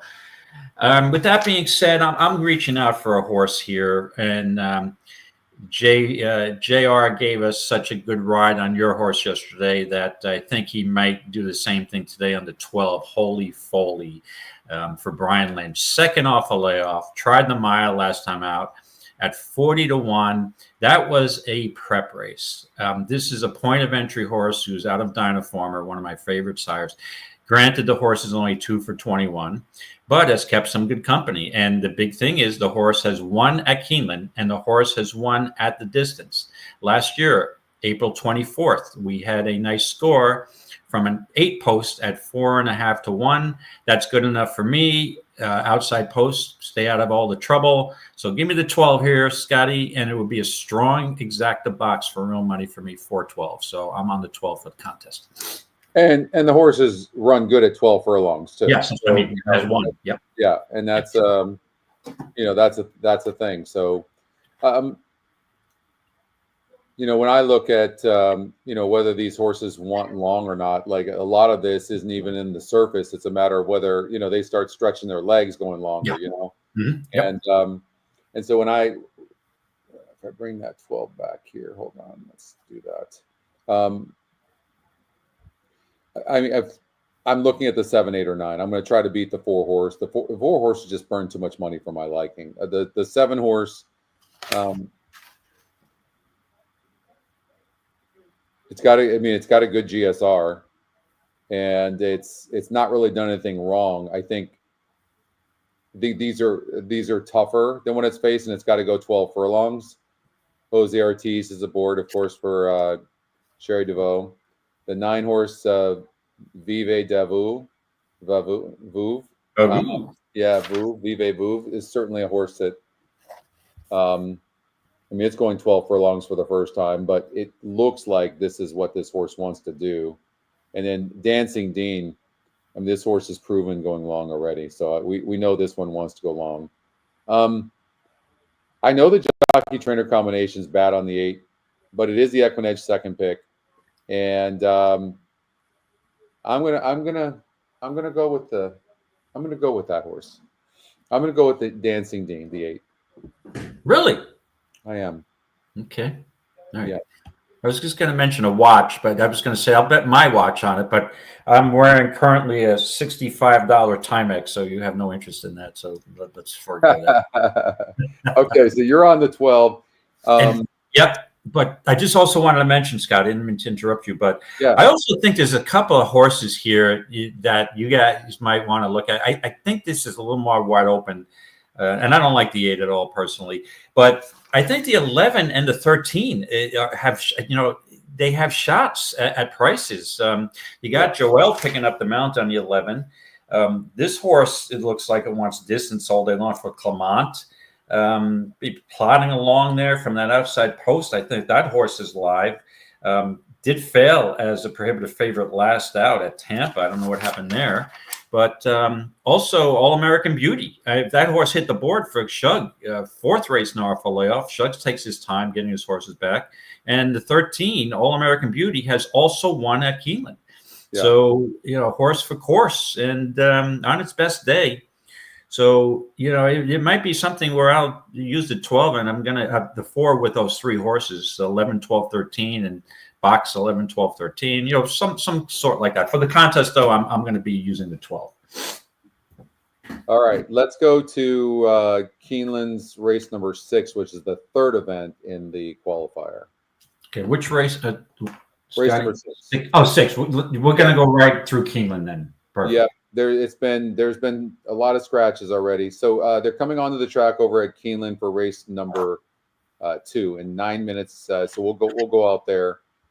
Here's a look of them out. I thought, Scotty, I thought you hacked my computer because on the bottom I see Keeneland race 6, the 4, 5, 6, and 8 are out. I'm like, those are all the horses I liked. What are you playing around with me here? But I see there's the late scratches. So this race just blew up. It got decimated with scratches. It's too bad. Yeah, not good. Hey, listen, it looks like a beautiful day out there at Keeneland. The bluegrass country out there. It's beautiful, you guys. It's got to be on your bucket list. Sure. If you haven't been to Keeneland, I was fortunate. It was always on my bucket list. I've never, believe it or not, I've never been to Churchill Downs. I just never was a fan of. Never had any interest in going to the Derby for some reason. I guess because I'm a New York guy, and I don't know if I feel comfortable with 175,000 people. It's distracting. To me, it's an event. I probably wouldn't place a lot of wagers that day, and would just affect my. And it's such a good wagering day that, so maybe one day. But Keeneland is just so fantastic. I was had the pleasure of getting a BCBC seat with my NHC win, and Keeneland was there. I mean, it's the first time I got to Keeneland, and also fortunate enough to get to Santa Anita in both of those tracks. If you've never been to either one of those, they're totally different venues, totally different atmospheres, but each one is so unique in its own way. Man, my home in California, I mean, I got to spend so much time at Santa Anita, which is the most beautiful track. Oh, those San Gabriel Mountains, man. And you're looking at I'm in the Eddie Logan suite in the front there, looking at the mountains. My wife was just like, she says, "This is the way to do the races." I'm like, yeah, because you're getting pampered in the Eddie Logan suite and having a view of the mountains, but that doesn't happen every day. But yeah, it's a majestic place. Absolutely. It is. So, Scotty, just bear with me a second. It looks like it's getting real dark outside. I got to get a light on it here. No problem. So look, guys, this race has been decimated. I initially liked the 6 horse. But you've got 4 horses in here. The 2 horse doesn't look likely splash matter. So I'm going to just throw that out. And then it leaves us with 3 horses to choose from. And I mean, I think all 3 of them could get the lead. The race simulator has the 1 and 7 right there, and it has the 3 a little back, but the 3 horse is moving back up in GSR. I think my biggest concern, David, for the 3 horse Divine is, does she need the lead for her best? And if so, Irad might take it to them, because I don't think that the jockey on the 1's thinking he needs the lead, and I don't think the jockey on the 7's thinking he needs the lead. So I can't ignore the 3 horse first time, by the way, for Brissett, who's 18% off the layoff, and also, not really good first time with a horse, but he gets Irad over there. But Irad might take it to him early. I'm not going to be surprised. This race, it's only 4 horses, but it's an absolute grab bag between the 1, 3, and 7. You? Yeah, I'm reluctant to pick the 3 on top, because now I'm going against. I'm being a little hypocritical, because I just said before that I always, in most cases, try to beat horses off a layoff, and this is a long layoff for Rudy Brissett. Blinkers on, drops down off that. We don't know what happened in that last race. The horse injured, trainer change. There may be too many things going on. To me, you're gonna use one of them. What's that? A lot of layoff lines. Yeah, a lot of layoff lines. So this mare has a 5-year-old mare, has obviously had physical issues. Tough horse. And again. So I think because of that, I'm going to stay with my plan, even though I think it's 3.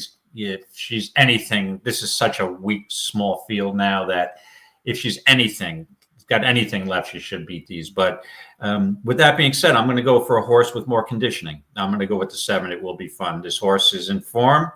I mean, has won back in November on a muddy track at Churchill. The last 2 races are even. I mean, but the horse has conditioning and has a good workout on April 12th at Churchill, and also got a bullet workout on March 29th at 4 and 46 and 4. So give me the Constitution filly with the other Ortiz, Jose. So I'm going to be on the 7. It will be fun. 7 controls everything. This horse is not going to go off at 6-5. It's going to go off at 3-5, in my opinion. Yeah. 7 controls everything. It can be on the lead. It can rate. It's got the class. I mean, it has absolutely everything, in my opinion. So I'm on the 7. There's nowhere else to go in my mind. Yeah. Okay, so we're both on the 7. Okay. Yeah.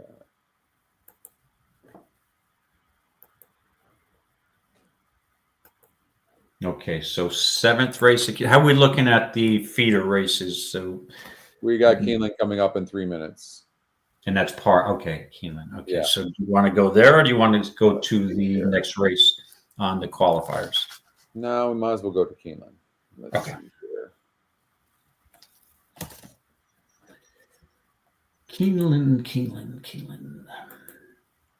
All right, so let's talk about this Keeneland race number 2, race number 2. Okay, so you are on the 5. I am on the 1, and the 4 horse is the favorite. No, now the 1 horse just switched to the favorite. So if we run this race, the race simulator shows the 1 horse getting the lead easily. I'm wondering why the 4 is getting bet. I think we should take a closer look. It is 19%. Yeah. Todd Pletcher, Velasquez, for sure, but and I don't think Todd really trains his horses to run 4.5 furlongs like Wesley Ward does. I just don't see it. Right, but the one thing too, and unfortunately, this race wasn't the first leg of the feeder, because one of the most valuable things, even though I'm reluctant to bet 2-year-olds, the board tells you a lot. Right. So there's sometimes horses you'll see taking money that you did not anticipate. And so that could lead to a change in my mindset. Like, okay, I didn't expect the 4 to be that low. So maybe the horse is just live where it's going to win today. So no, maybe. I mean, that's certainly a possibility, but it's also Todd Pletcher. Right. You know, so. But I thought, based on Wesley Ward's numbers, I thought the 1 would be lower than 2 to 1. We still have about 3 minutes to post. So well, don't forget though. It was 3 to 1 on the odds makers morning line. Correct. You know, 2's dead on the board. It's 9 to 5 on the E morning line, and maybe Ward's being sneaky here, but it looks like the 1 and 2, which are both Wesley Ward horses, faced each other in the workouts on April 8th, and the 1 horse had a bullet on that day. I just think the 1's very, very fast. I mean, who knows? Maybe this is a 1-2, 1-2 exacta. I can't even look any further than the 1 horse. I really like the 1 here. 9 to 5 currently. Yeah. 5 looks good.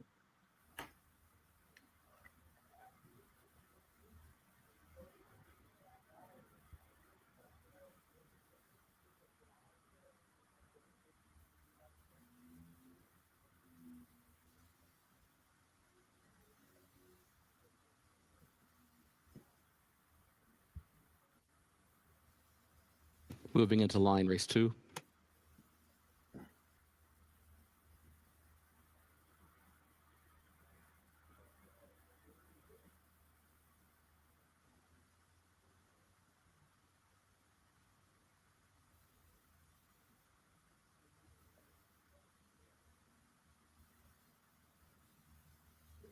Yeah. I know that story. By the way, on the new GSR, for what it's worth, you guys, on the new GSR, the 2 horse has by far the top GSR. I mean, maybe it's worth a cover bet. Brazilian connects maybe out, comes the 2's forward very live, Mr. possibly. Sensei. How many times do we see, a trainer have 2 horses and their other horse wins? Epic Desire and Sir Vincent. All right, good luck, everybody. I'm on the 5, and Scotty's on the 1. Maximus Prime, the last one. Goes in, they're at the post. And they're off.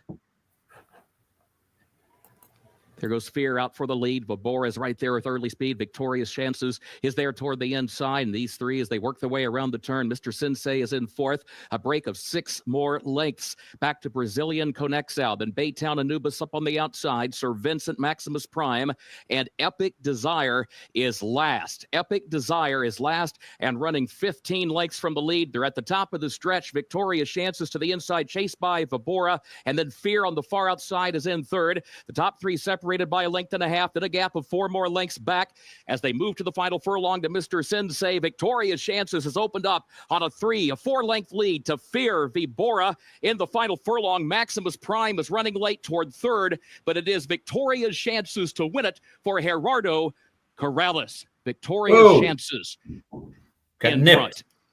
Maximus Prime. Good call at 7-5. Wesley Ward, like I said.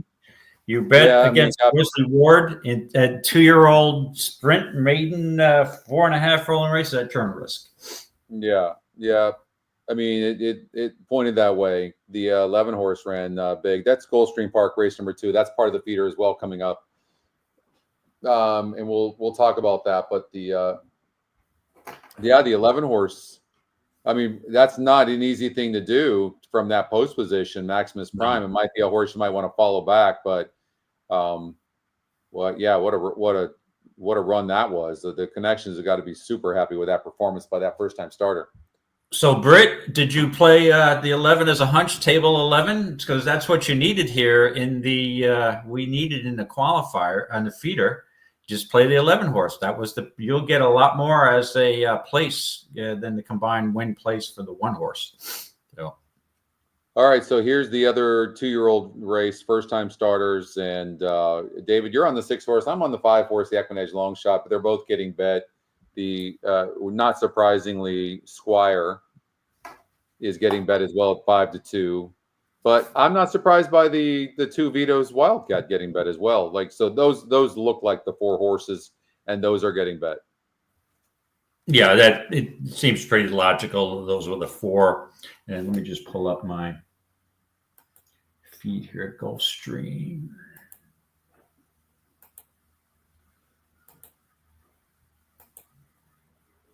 Gulfstream second.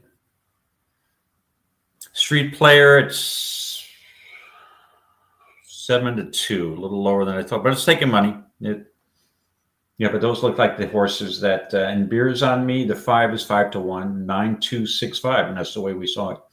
And those are the ones that were taking money.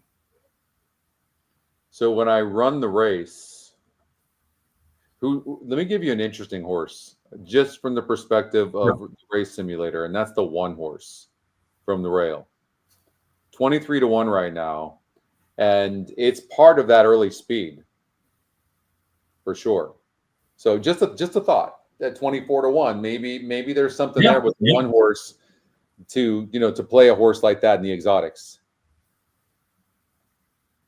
Hey, Brad, I mean, that's a lot of people are making me laugh today. I think that's a good thing. I got a text that was hilarious that I can't disclose on the show. I'll get barred. Brett, that was hilarious. Yeah, that's a new. That strategy. I've employed that strategy on numerous occasions, Brett.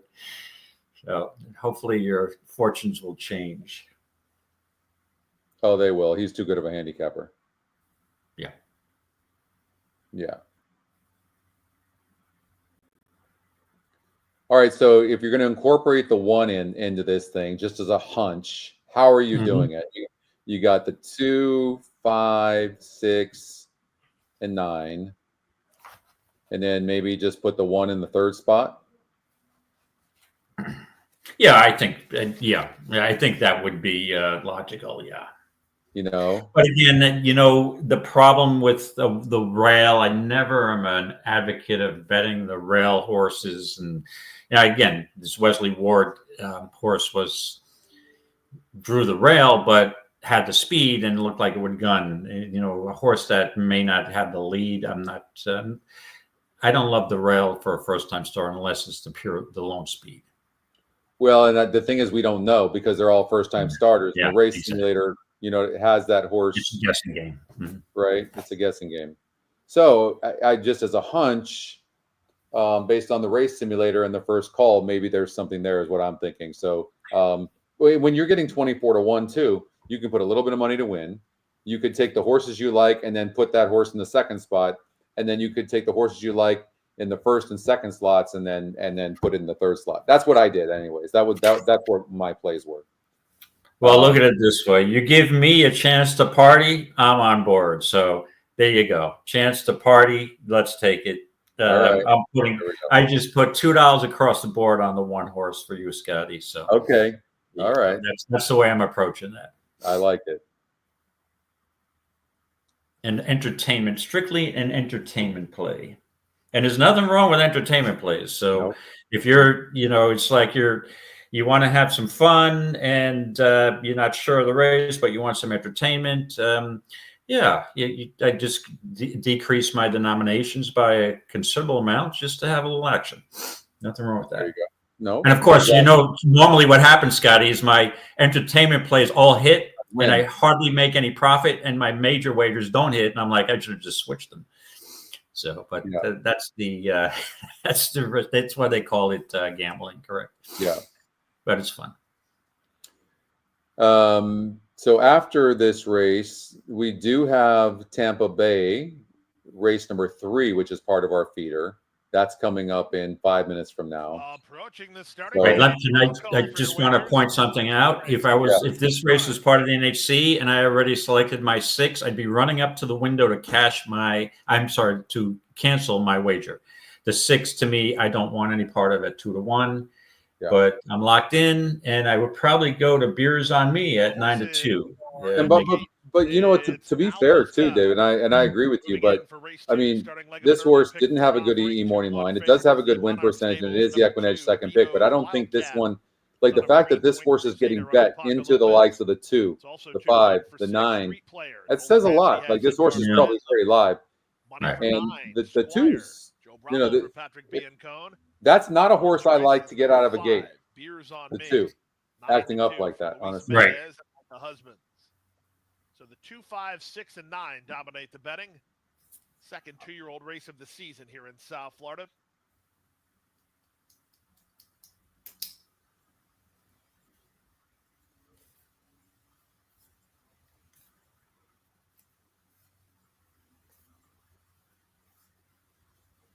Sleeper Sullivan who goes forward.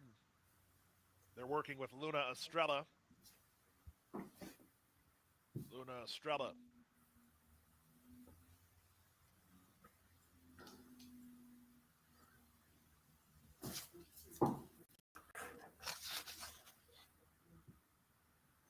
These babies are like, what are we doing? We're actually going to have we're going to actually compete in a race today. This is all new to us.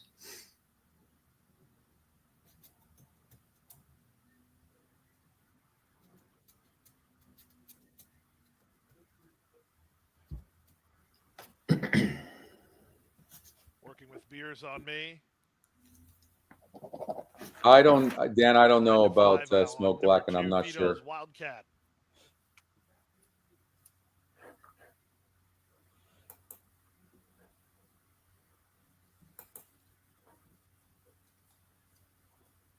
You know, the race simulator has the 9 and 6 first and second, but again, the 9 draws outside. We'll see what happens. It's not a great place to be. That post position for any horse, let alone a first-time starter, is not a great place to be. But who knows?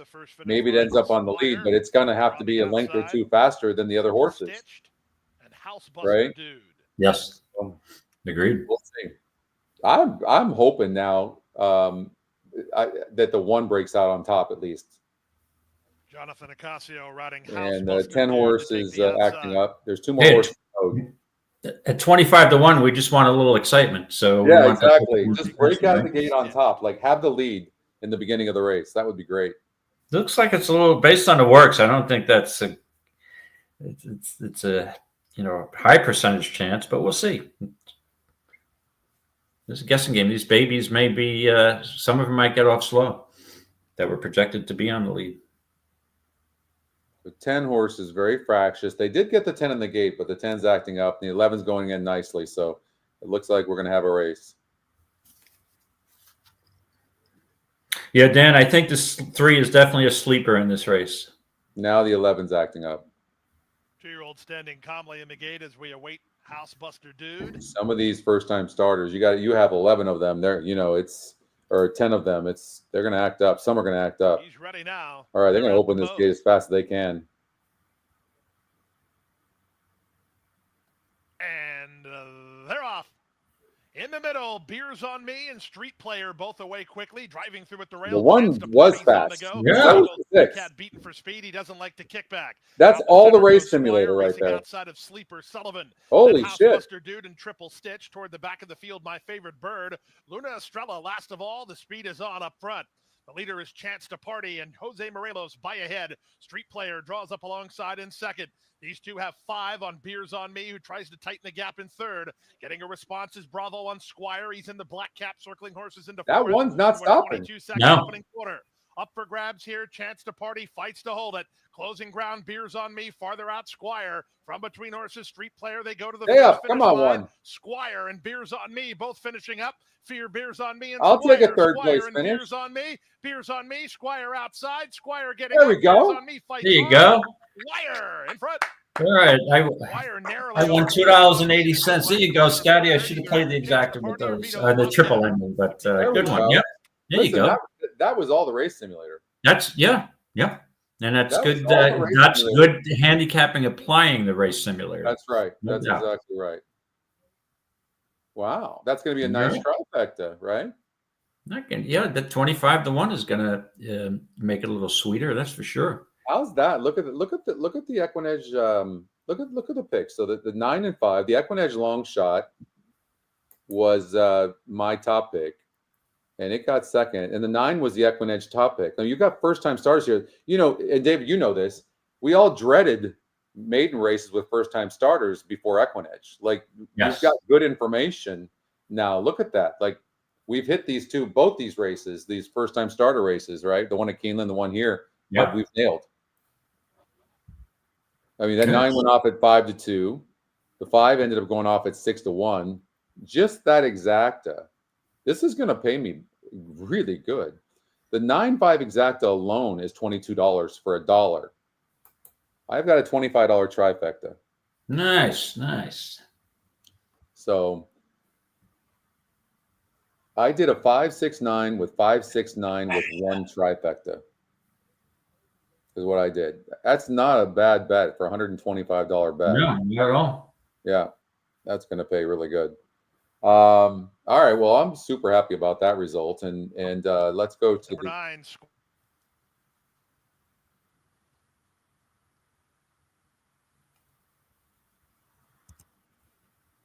All right, let's look at the race simulator here.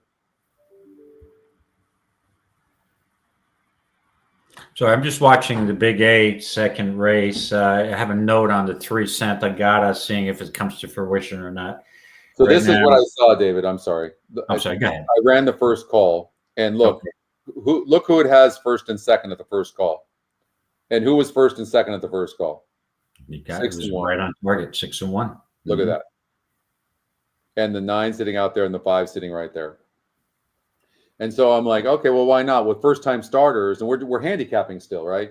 And with first-time starters, you know how that goes. If these horses trifecta $84 for $1, hey, I'll take that. Nice, thanks, Patrick. So, actually, no, 956. No, the 956 trifecta, $84. I'm not sure what he means. 956 cold. What was 956? Come on with the street. Boom. All right, Scotty, if you check my notes on Santa Gata in the second race at the Big A, just scored by maybe 5 or 6 lengths at 9-1. Whoa. Boom, boom, bomb. 951, $207. That's for $125 bet, $5,000, David. Nice. Congrats. Nice hit on that, by the way. Good call. What was it about this horse you liked? Was it just the last race, and I don't know if my notes explained it exactly like I wanted to. I was kind of rushing through it. But the last race, this horse took money, and he was projected to really have the lead. There wasn't a lot of pace, and the horse just never really fired out of the gate, Scotty. Second time at this level, as long as the horse got out well, I thought this horse was live. I didn't anticipate getting anywhere near 9-1. So boom. I thought the 6 was very vulnerable, and I thought the 4 was vulnerable also. So there you go. So hopefully a few of our subscribers had that play. Yeah, look at that. Nice call, David. Those are really good notes too, by the way. I love that. That's the stuff that we're trying to get notes like that. They don't always win, but notes like that are thorough is what people have been telling me that they want. And that's a great note. And you'll see for the folks who are listening and when reading my notes for Naira, I didn't have a lot of opinions today. And I told Scotty I thought the card was rather it wasn't that inspiring. So it's only like probably 3 or 4 notes I put in on single horses. And when you can catch a 9-1 shot on a card you don't really love, it just makes it you didn't make your spot plays. So hopefully a couple of people had that. All right, so. Our 7-horse Pretty Thing is 2-1 right now. Of course, Peach's Point is getting bet. We're not going to be able to show you the race live, but I am going to turn it up. So, so the 4-horse is a late scratch. Sunny Monday. That was a horse that we didn't have in there in contention, anyways. Okay. I'm going to look to see what this thing paid me. Listen to this. So I did a $25 trifecta, 5-6-9 with 5-6-9 with 1, and that paid $5,187.50, David. Very nice. Congrats, my friend. Thank you. That's really neat. So you don't have, if you can find a long shot, even with favorites winning, you don't have to bet a lot of money. Correct. Right. Yeah. Right. Just have to put it in the right spot. Yeah. Make the right wagers, and that's part of the game. I mean. we can be the greatest handicappers on the face of the earth, but if we don't, ticket building and money management is such a key to being successful. Yeah. And that's what trips up a lot of horse players, myself included at times. There's so many options these days. You play a triple try, you play exactas, you play doubles, you play pick threes, there's so many decisions to be made, and that's what makes it so challenging. Yeah. The 9 now is scratched as well. I don't think that's. Yeah. Look at. By the way, I don't know if Brad's watching right now, but great job, Brad. Did you see? Look at the system. It caught the 4 9s late scratches immediately. What you want to do in this situation is just refresh the screen, and when you do that, it'll re-update all the metrics, you guys. So okay. So just make sure you refresh once in a while. Thanks, Britt. Take care, Britt. Good to see you, my friend. Talk to you later, Britt. We'll see you later. So that's all you have to do. But man, I love to see that. So they've been working really hard on all the real time stuff, all the tote stuff. And look, it didn't even take 30 seconds for the system to catch those 2 horses that were scratched. Yep. Yeah. So there's only 2 more races left in the feeder, right? Is this one here, and then there's the race number 3 at Keeneland. That's it. And we've so far done 3 races at Keeneland. We still have races 9 and 10 to do at Keeneland. And we'll yeah. I don't think we didn't get to the 8th though, Scotty, did we? Bill said thank you for this note here, David. David, I don't know what to say. Postpone was ice cold. He won 3 races. Thanks for that, Dave. Yes, thanks. Yeah, there was also a note. It was ice cold, and now he's not ice cold anymore. So that's what happens sometimes. So Kathleen O'Connell, who won a race already today, Kathleen's my trainer, and she is stretching this horse out. Now, it is asking a lot. Now, this horse has some speed, so it's a sprinter stretching out, but it is asking a lot for a horse to go 2 turns for the first time and go another surface. So we'll see if the 6 can do that. I don't personally love the 6, but Kathleen, she's super, super successful at Tampa Bay Downs. And I don't think the 1, 2, or 7 are like standouts either, right? So, I've mixed right now. The 7's the favorite now at 9-5, and the 1 horse Peaches Point. On paper, I think we agreed, David, that the 1 horse should be the horse to beat in this race. Oh, absolutely. Based on that drop down, yeah, that's a huge drop in class. And the question is, though, drawing the rail and not the greatest breaker. But if the horse has anything, it should be really tough to beat here. Yeah. But I went with the 7.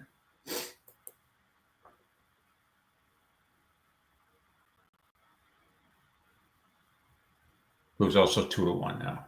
Actually, the 7 right now it's indicating the 7's the favorite with about a minute to post.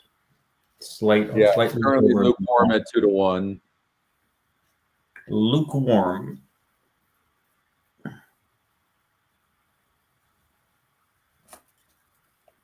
Seven looks very good on the track, by the way. I thought the 1 looked average for me as far as no, right now the 9, the 1 is 9 has clicked down to 9-5. 9-5.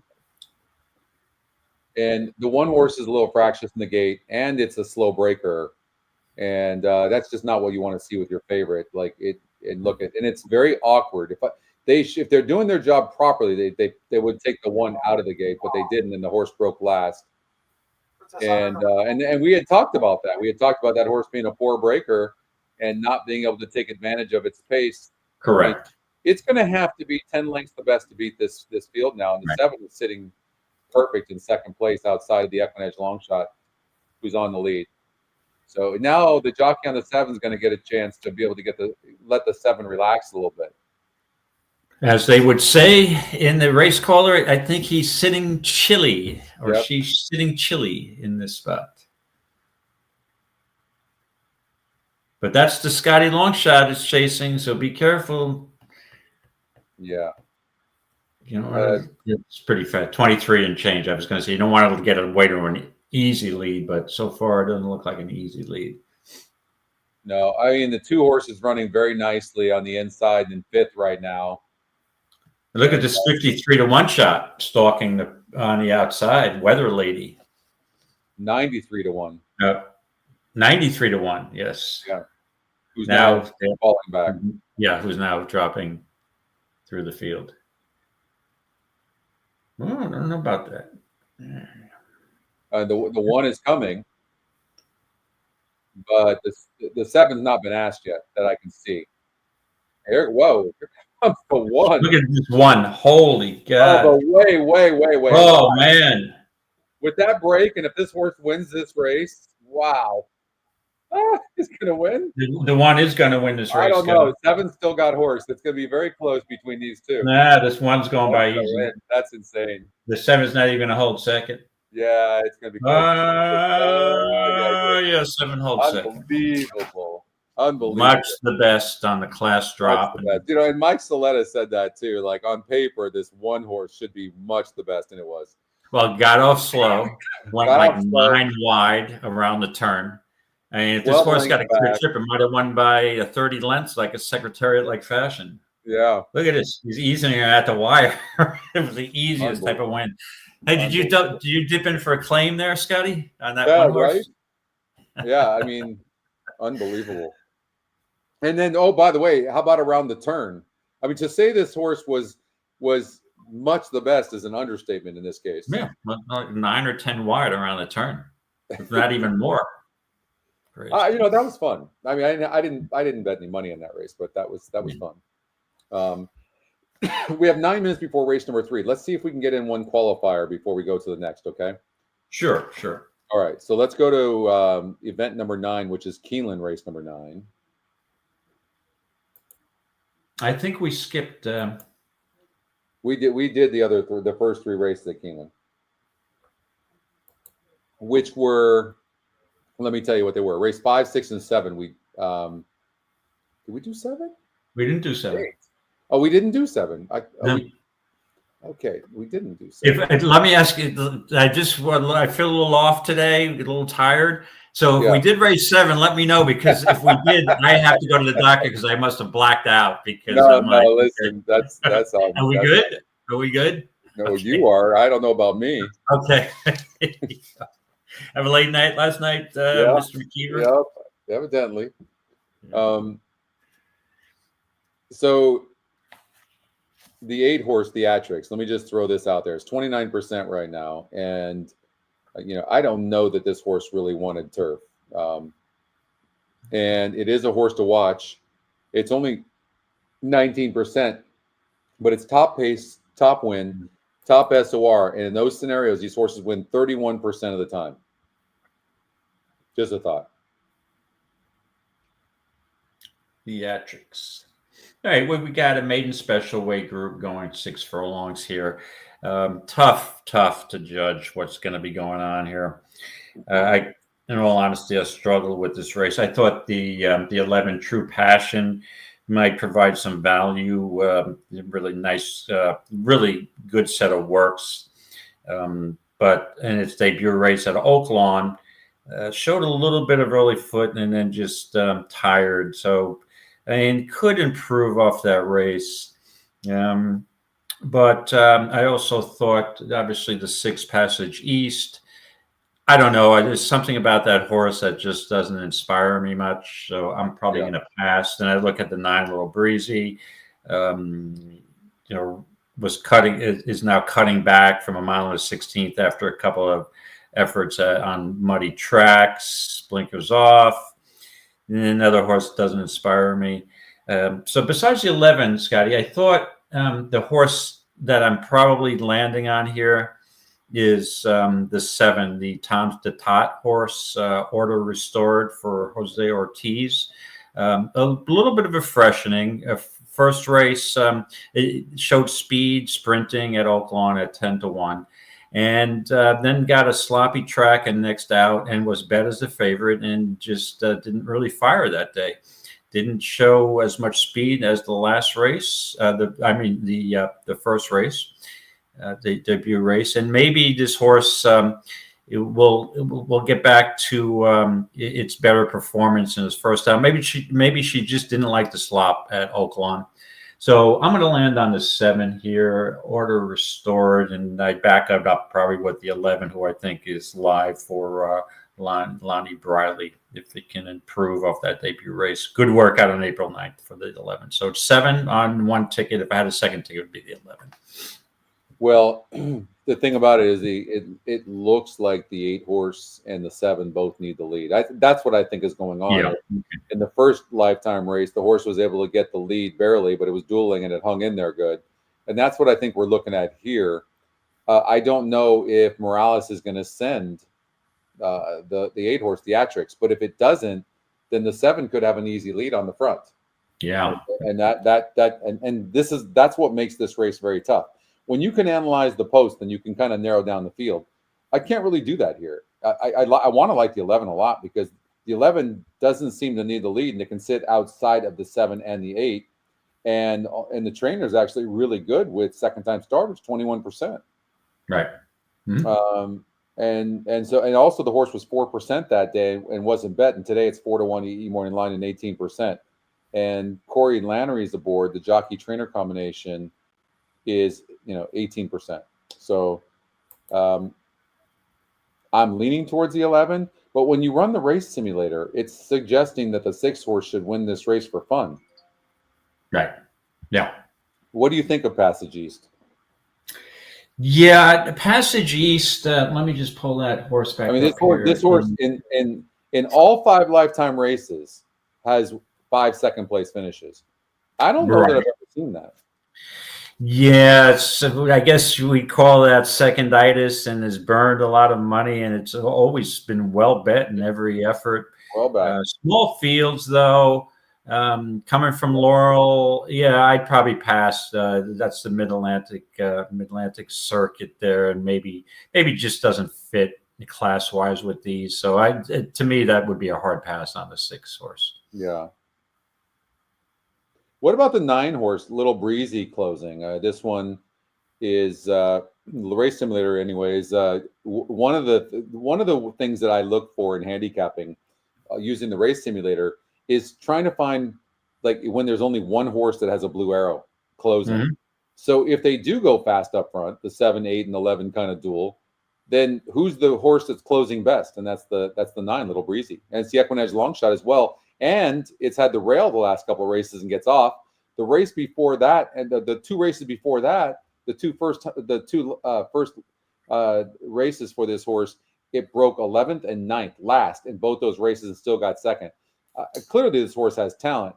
They stretched this horse out to 8.5 furlongs, and maybe it just didn't like it. Maybe this horse wants to sprint. But yeah, I was going to say that exactly. And the debut race for Little Breezy was at Keeneland. Poor start, and ran a nice second. So horse ran well over the track, and then another poor start at Churchill, and did manage for second. Gets off blinkers off today. Well, they had blinkers in that last start. Clearly, that didn't work. Maybe just didn't like the distance. Maybe this is a pure sprinter, the 9, and that cuts back to 6. Yeah, definitely a definite contender. I could see that horse. Absolutely. I think I would prefer the 9 over the 6 personally. Yeah. Yeah. The 6 horse is 15%. It is the top EquinEdge pick. I mean, it's 6-1 on the EE morning line. This race is a very hard read, but it's going to be hard for me to take a horse that has all those second place finishes. Although I respect a horse like that runs so well consistently. I think consistency is great. What about a horse like the 2 horse? This might be a major player, but it's such a hard read because it was in a 50,000 maiden claimer at Turfway Park on the synthetic. Now it broke from the 11 hole and ran huge at 21-1.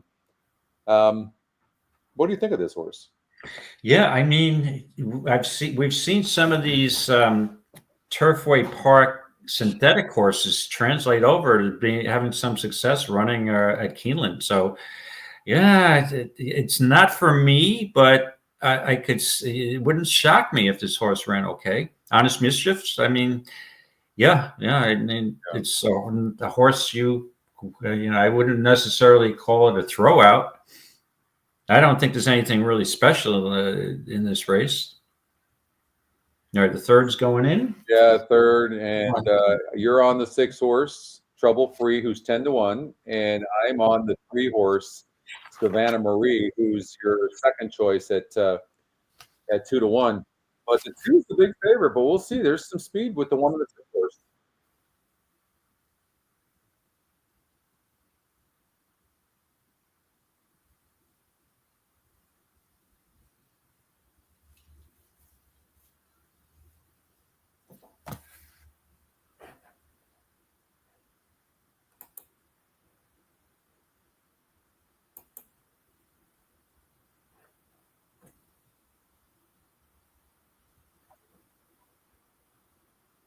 Third by just a neck, and then Flower.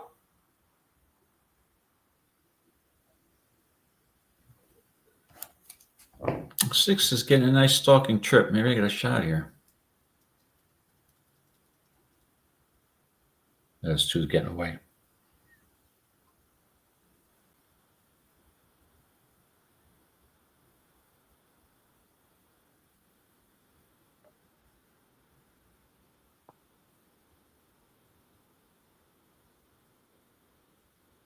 Six got nothing. Here comes the other favorite. There you go. Like this is what the race simulator said was the only closer in the race, and that was Savannah Marie. And the 1 and the 2 were going to duel, and that's exactly what's going on right now. This 3 horse has got the measure of this 2.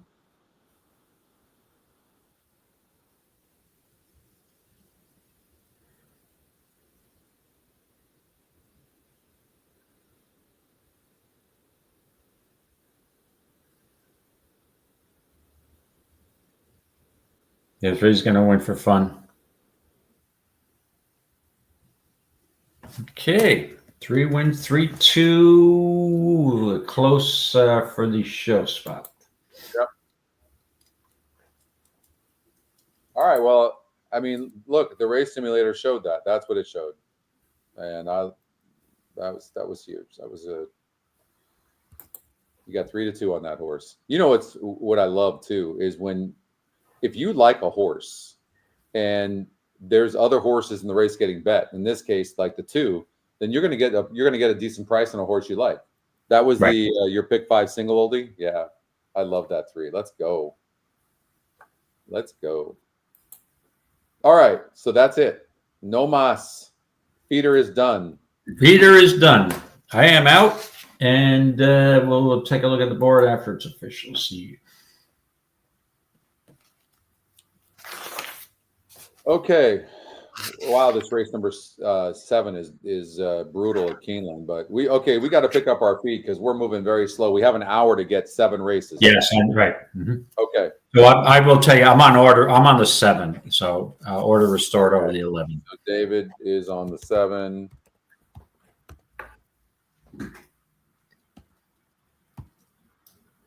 All right. And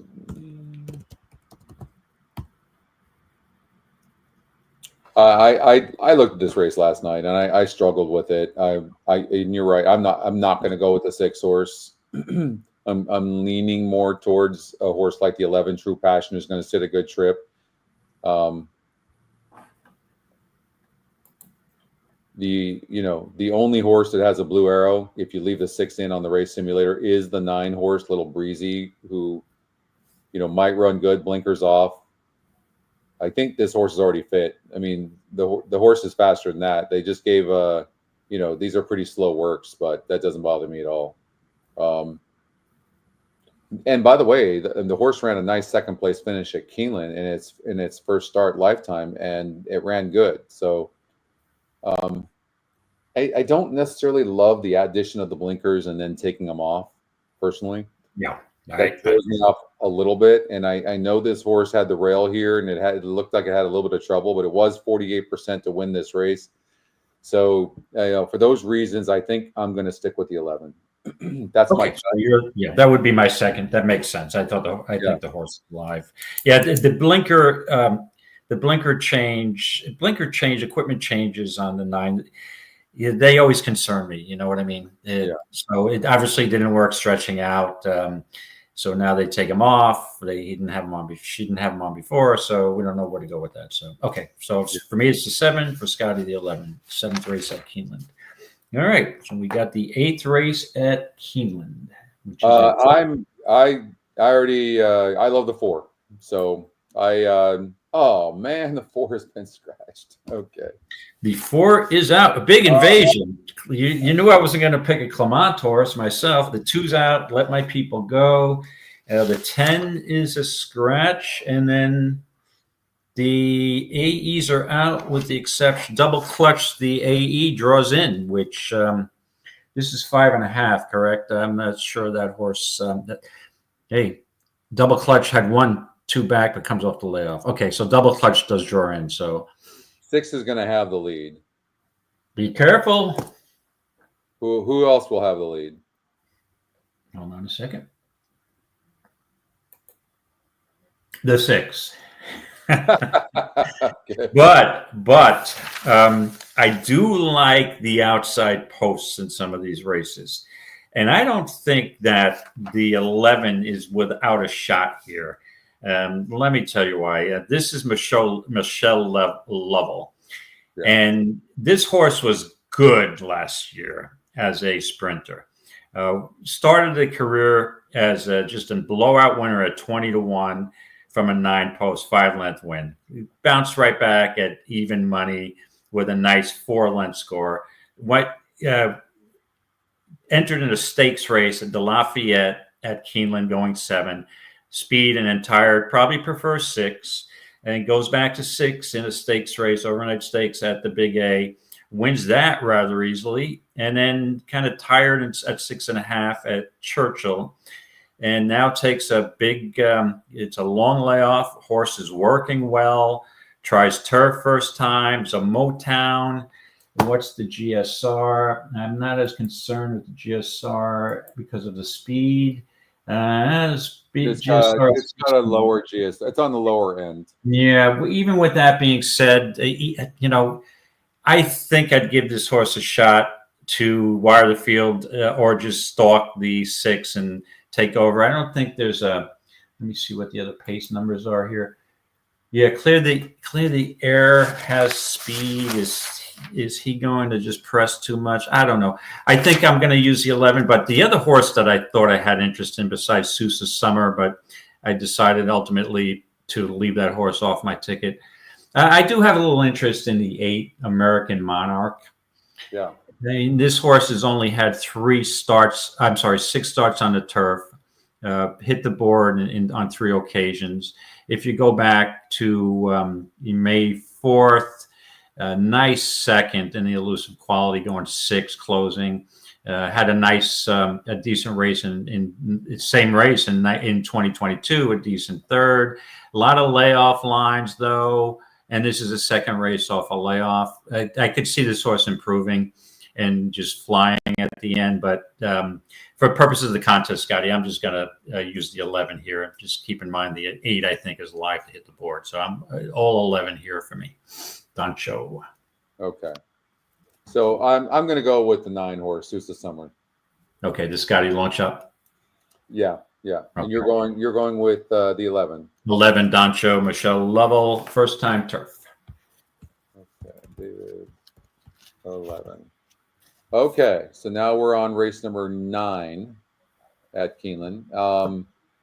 Candide has been a horse I've followed for a long time, David. I've always liked this horse. Yes. And I'm looking at a colt who's also trained by Chad Brown, Chad Brown. You got Chad Brown on a colt, and then Todd Pletcher on the 6, and Brad Cox on the 5 with Godolphin. I mean, this is and then Bill Mott. I mean, talk about top trainers here. But I think the race between the 1, 5, and 6 and 7, and I hadn't really made up my mind of which one I like best. Okay, well, this is a race, even though this is the double dog dare grade 3 race. And I always was interested in how they named this. Let me just see what Tyler, good luck. Very good, Tyler. Good luck tomorrow. Get it, Tyler. You got this. Yes. Say definitely say hello to Tim for me and tell him good luck with the Dallas Stars.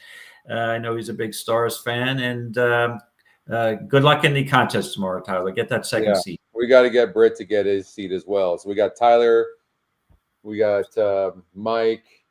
We still need a few people. We got Britt's got to qualify. We got to get Mike Saletta to qualify, Oldie to qualify. So Justin, I don't think is qualified yet as well. So we're gonna have a we got plenty of time. We got plenty of time. Yeah. We're going to need 2 tables because my old crew from 2022, no one qualified last year. I don't anticipate that happening. They will be joining us at. We'll get 2 tables. Yeah, you've got to take the. All right, this race, double dog there. What was that, Scotty? No, I was saying you've got to take table 11, which is directly right up below the air conditioning. It's like 45 degrees. I do that purposely. Right. It keeps me awake. Yeah, it keeps me awake. I needed 2 jackets. All right. So this race I'm intrigued by because when I saw this horse entered in this race, I was starting to salivate. And I just hope I get a good enough price here. And I'm against Candied. I'll be the first to tell you. I'm a fan of Candied, but I've made had so much success over the years betting against grade 1 horses, especially fillies coming back off long layoffs. This is not the spot. This is a prep race. Yeah, the purse is $350. Be nice. Hit the board and move on for bigger things. And don't forget, Todd at this meet is only 1 for 16. Tarifa, second race off a layoff, but has won at Keeneland. That's fine. I'm just not a huge Tarifa fan, to be honest with you. I know you're going to think I'm nuts, but definitely a win contender. But the horse that I'm all over, and this is a cult. I don't like a cult here in the spot off the layoff. It's another prep race, in my opinion. The horse that I think is just in a really good spot today is the one, just FYI. The issue was this horse was coming off a layoff the first day of the NHC, right? March 13th. And I was looking at that race with table mates. And I said, if I had any guts in this 5-horse field, I would play Literate, who's 12 to 1, because just FYI is a prep race. Gun Song, it's a prep race. Those horses, those fillies are grade 1 fillies coming back off layoffs. And they eligible to need a race. And exactly the thing happened. The more conditioned horse, filly, Literate, who's been racing, probably had 10 races in that part of time, in that time period that these 2 had the layoff, was running pretty well, against kind of softer company, but was in shape. And what happened, just FYI, got caught up with a speed duel with, I believe, Gun Song. And Literate comes back and wins this race, closes and wins by 4. Second race off a layoff, a little bit more primed. Is she the same filly she was in 2023? Maybe not, but there's nobody really to go with her that early here. She draws the rail. Junior should just gun her out, get her nice and relaxed on the front end. So to me, this is my best bet of the day, just FYI. I'm with you. Okay. Yeah. Wow, I'm shocked. I went through all that thing. I'm sorry I stole your thunder. If you wanted to, I thought you'd like a cult here. Yeah. No. Okay. No, I'm with you. All right. Just FYI. I think Candy's the type of horse that always gets up for second. And I've always known that where I loved Candy in the Breeders' Cup here. It got third, broke 12th from the rail, and it just broke my heart. I was playing in the BCBC, and I bet half my bankroll on her in this race, and broke terrible. And but then I had found out that Candy actually has an issue with her right foot. Okay. And I don't know how it's doing, but that, maybe it's doing great right now off the layoff. Maybe that's a possibility, Correct. What I will say about Candide is look at what Candide did first race off the layoff over here. So there, and then, some time off. They added blinkers last time out. I think Chad Brown keeps the blinkers on. Let's see here. Yeah, blinkers are still on, but But Candy, she is a runner, no doubt about it. But yeah. And Scotty, don't get me wrong. These horses, Candy could win this race, no doubt. But the time to play against Candy is off the layoff. And if you look at last year, she had basically almost an identical layoff line. November 3rd in the Breeders' Cup Juvenile, which she finished a game third to Just FYI. She comes back in the Ashland as favored on April 4th. So that's about the same amount of time, a layoff, right? Yeah. And she didn't win. She finished an even fourth as the favorite. And so then off on, another freshening, but that was only a 2-month freshening. Then she comes back, much weaker field though at Monmouth.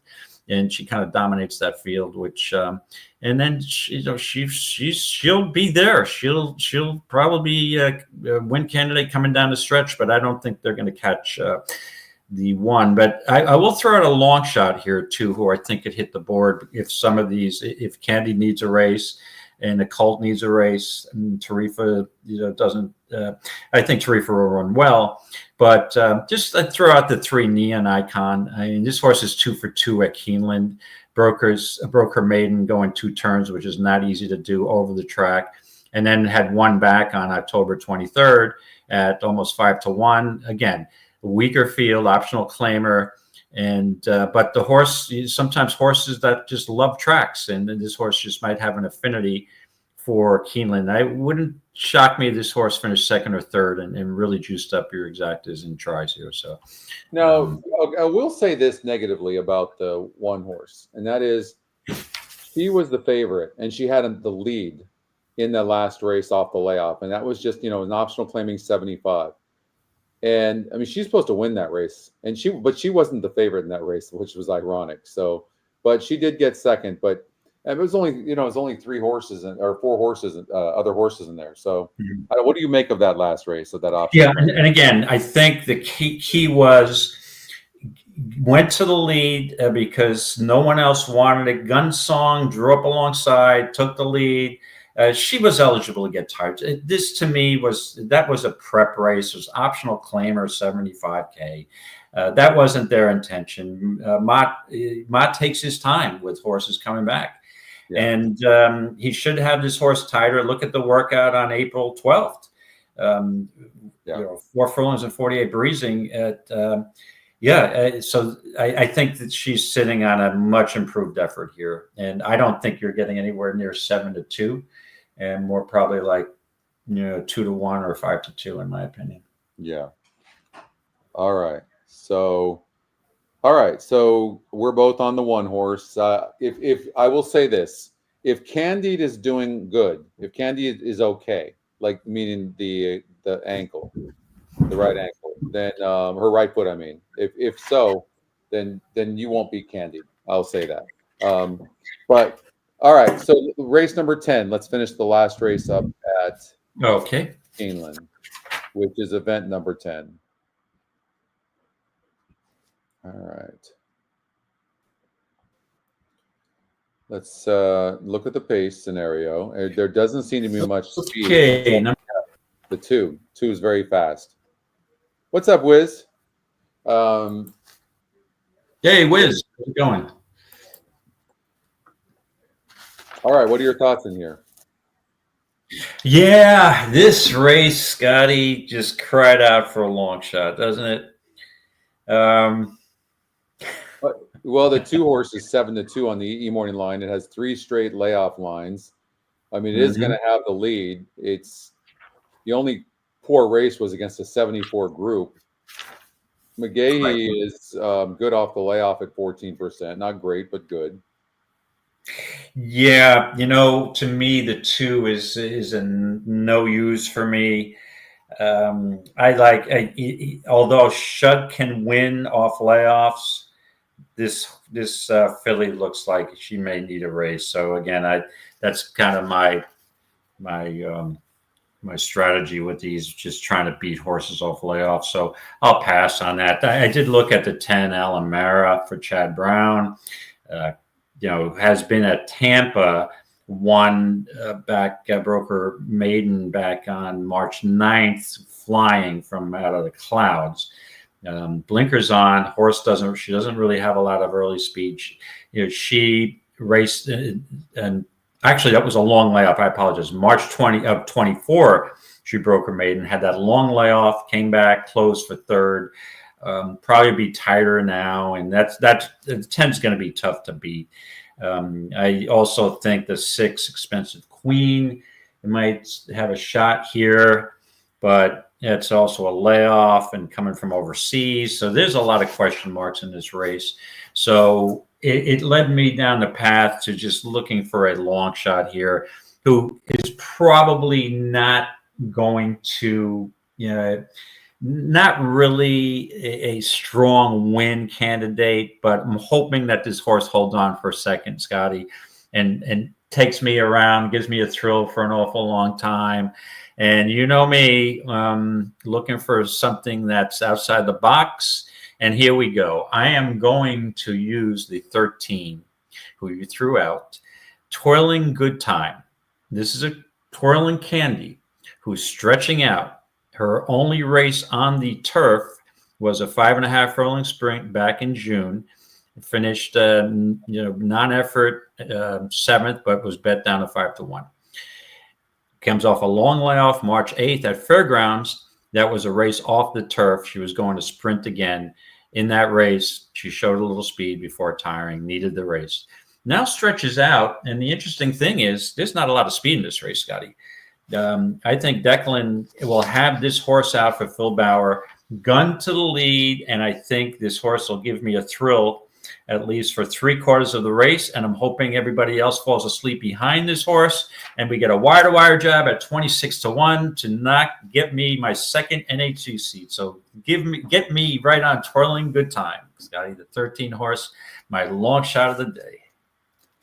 Okay, I'm going to go with Expensive Queen. I think this horse is training very good. I think it's going to be live here for Brendan Walsh. I mean, he's one of the best turf trainers we've got here on the circuit. The works look good. This horse looks ready to go. It's not been too long of a layoff for Brendan Walsh, and it looks like this horse has some class. And I'm going to go here. I'm going to go Expensive Queen. So you're on the 13. I'm on the 6. Well, that would make a good hunch exactor, right? Expensive Queen and Twirling Good Time, and I won't go any further with that. Whatever floats your boat, that's fine with me. All right. 6, and I thought the 7 might run a good race as well for Mark Cassie. Oh yeah, no, I'm sorry, I failed to mention that horse. That Aspen Queen is another horse that is definitely a win contender. But I think there's a common denominator here. A lot of these horses are closers, and they come from far back. Yeah. So, and also the 11 is not without a shot here either. For Clement coming from overseas. But again, a horse that doesn't seem to have much speed. So I'm thinking, what the hell? Let's give a shot with a horse who's got a pace advantage here, and Declan will be gunning, and maybe I'll get a little bit of a thrill in the last race at Keeneland today. Yeah. All right, let's throw those ones out. Let's run the race simulator. 8, 9, and 12. 8, 9, and 12. Okay.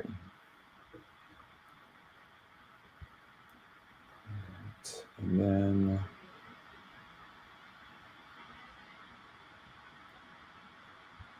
okay, 5th race at Gulfstream. Sorry, yeah, and I'll be right back.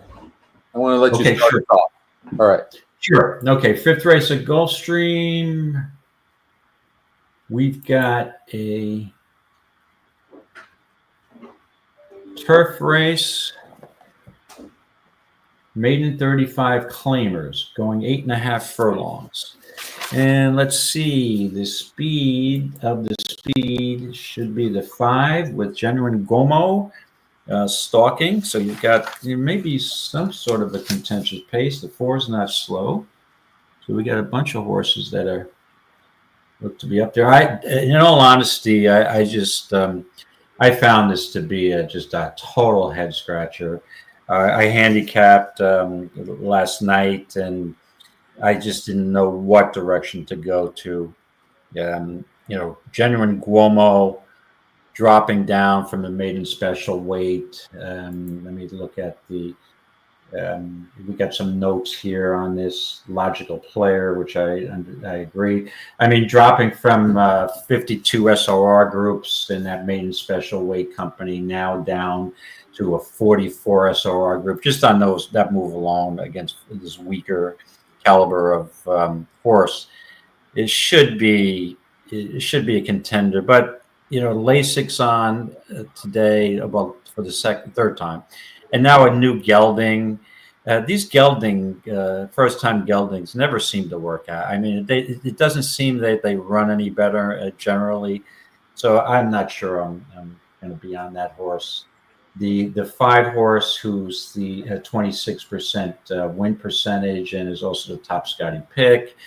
I can knock a few holes in that horse. I had the rail post going a mile and an eighth, and it's just, I guess it was looks like a pretty contentious pace. Tired late, and this horse now drops down to also a dropper down to 35 claimer. Definite contender, 48 SOR down to a 44. So then I looked at the 6 horse, Corta Fuego, and this horse did give me a little bit of interest. I love the breeding on this horse. This Doro. This horse was a good turf horse, and won some. I'm just going back on her form. Usually, won a Turf Classic in 2017. Had a couple of other near misses. The Arlington Handicap, a grade 3. So I was always a big fan of that horse. And first time turf, has been working on the turf, blinkers on, stretches out. So this is the horse for me, Corta Fuego, who I think will take to turf. I'm just going to let me look at the GSR here for you guys. So the GSR for Corta Fuego is 66. And that is the second and going up in GSO to 66. Only 2% win, though. Let me just see one other thing. And that last race, that was indicated that, and coming out of a 66 SOR down to a 44 SOR, because it made his maiden effort in the Hutchinson Stakes and didn't lift a hoof, but that was a very aggressive spot. So I don't know what the motivation was there, but the horse is working out well on the turf, puts blinkers on, and that's right up my alley. That's a move for me. And as the notes would say, has some sneaky appeal as a live long shot, what looks like a very soft maiden claiming field. I agree. With the surface change, big GSR jump, and a sharp jockey trainer combo, this one has upset potential and nice price. I'm on that bandwagon. Good notes. And the 6 is for me. So I'm on the 6, Corta Fuego. And then, for a second, you can go 3 or 4 others here who have a shot. So for me, it would be the 6, Corta Fuego. And we'll see who Scotty likes in here, but I thought this was a really wide open race, but I'll try the first time turfer. Okay, let's see where we're going here. So I'll wait for Scotty to come back before I start carrying on here with more analysis. So let's see. All right. Okay, Scotty, we're going to reverse roles here. I'm gonna just head out for about 3 minutes, but I just let everybody know that this race is right up my alley. Because what do we have? We have a first-time turfer. We have a Divezadoro. I hope I don't pronounce it right. Out of Kitten's Joy, who was a big fan of. Blinkers on. Never tried turf. Working well on turf. Who do you think that is? First-time Lasix. The 6 horse. Corta Fuego. And looks like a good shot here and this is if you look at the notes, they're excellent notes. And I am on the same page. I think this horse is really live, and hopefully we get anywhere close from 4-1 or 5-1. And the GSR is jumping up. I will tell you this too. What's interesting is the new GSR, which I'm looking at another page right now. It's jumping up 20 points. So it looks like the 6-horse wants turf. Yes. And it's That's dropping great in turf. class. Mm-hmm. Yeah. I mean, wow. I mean, yeah, I would have liked to see it a higher win percentage, but I think, but the 5 doesn't look all that. It really doesn't. It looks. Well, Scotty, I'll let you go. I got it. I'll be back in a minute. Thanks. Go ahead. Okay, I'm going to go with the 6-horse as well, you guys. I agree.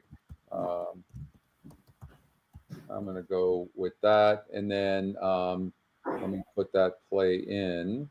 So that's race number 5 at Gulfstream Park, Corte Fuego. Edwin Gonzalez is such a good jockey too. Like I'm a big fan, and so I'm gonna put that. I play 6, and I do like the 5-horse a little bit as well for Safi Joseph, but Corte Fuego looks good, and I don't think the favorite has to win this race, but I do. I mean, 26%. It looks okay. Just based on the drop in class. But I still think it needs a little bit of help. So I think you might get a price here. Corte Fuego is going to get bet down though. And then let's go to Keeneland. The next race we have to cover is race number 8 at Gulfstream Park, which is event number 6. Race number 8, and we'll cover that after. We'll go over to Keeneland race number 4, which we didn't handicap because it wasn't part of the feeder. What's up, Coach? Thank you. I appreciate. Thank you so much for that. That's very kind of you. Thank you. What's up, Eric? I don't think I said hello to you. I didn't see you. So Keeneland 4. Let's sort the page. Let's run the. Oh, they went off. Huh? I'm sorry, you guys. We can watch that though.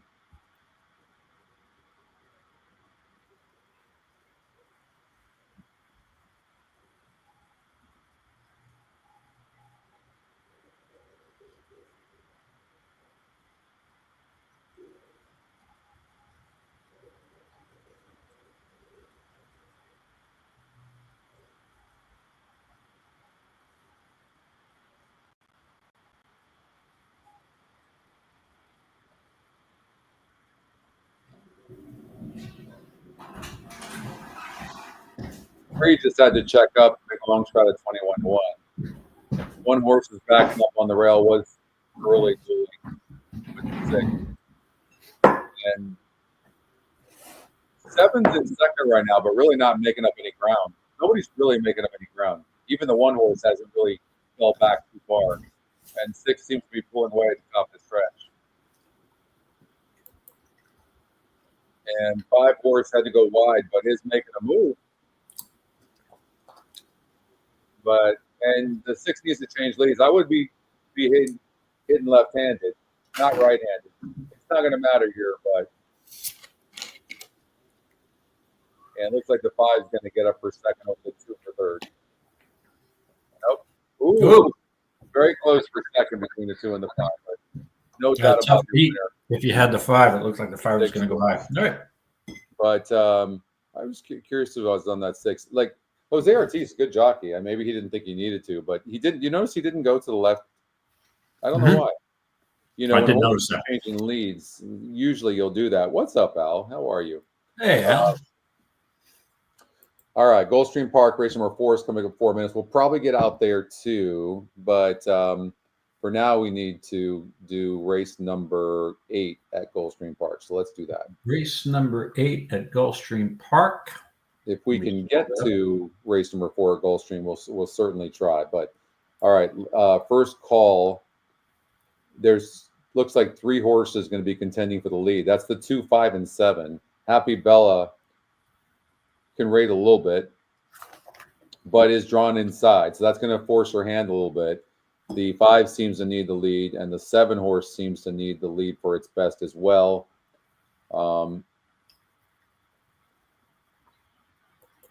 Wow. So all 3 EquinEdge picks seem to need the lead for their best. Yes, I've noticed that. Mm-hmm. And then you the 6 horse, who's also a price play, doesn't look all that great, but it clearly is the type of horse that needs speed up front. So it either wins or comes in third, but maybe there's a lot of different ways to bet, right, David? So maybe maybe the 6 horse is one that you would look at. Yeah, the way I approach this now, this is a 5.5 furlong race on Anita, and I've been beaten so many times, by speedballs, but it looks like you're right. I looked at the 2, was a contender to wire the field. I looked at the 7 and the 5, but they all look like they have the same profile. Yeah. So technically, can we get into a speed duel? And I'm hoping for that scenario because the horse that I'm on here is a horse second time off a layoff for Steve Caceres, and that's the 3 Z First. So this was a really long layoff from August of 23 to March of 25. And again, we know this horse is a closer going, sprinting, has showed speed, when stretched out around 2 turns, but this is a total different ballgame. Yeah. The horse has won at Gulfstream, and most of his success came in 2023 at Colonial Downs, and did get paces those days. And I just think the way the race develops with this, the 3 horses having speed. And if you look at the workouts on this horse, again, granted they're on the Tapeta, but they're all steady and they're all pretty fast. And there wasn't an embarrassment coming off that long layoff. That was a solid third coming off, closing into a fast pace. May get the same scenario here. And I think this horse will be fine at the end. Don't know if I'll get up, but I think it's worth the risk at 4 or 5 to 1. So I'm on the 3. The horse has some back class, clearly has its issues. And Dan actually gave this horse a good workout on March 9th, and it did run good. And you're right, it's getting that extra distance. It likes to win. It seems to fit here for sure. 5 for 15 lifetime. It's not a bad percentage. Yeah. 10 for 15 in the money. So the horse should be closing late. I'm not sure if it's going to get there, but I'll take my shot here. Okay, so you're going to go with the 3 horse. David is on the 3.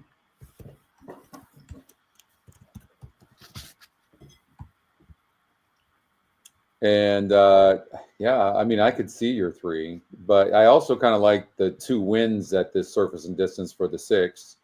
Mm-hmm. The 8 horse has a couple of wins as well, and I'm not going to be surprised by this horse running good, getting back on the synthetic. But second off the claim is over.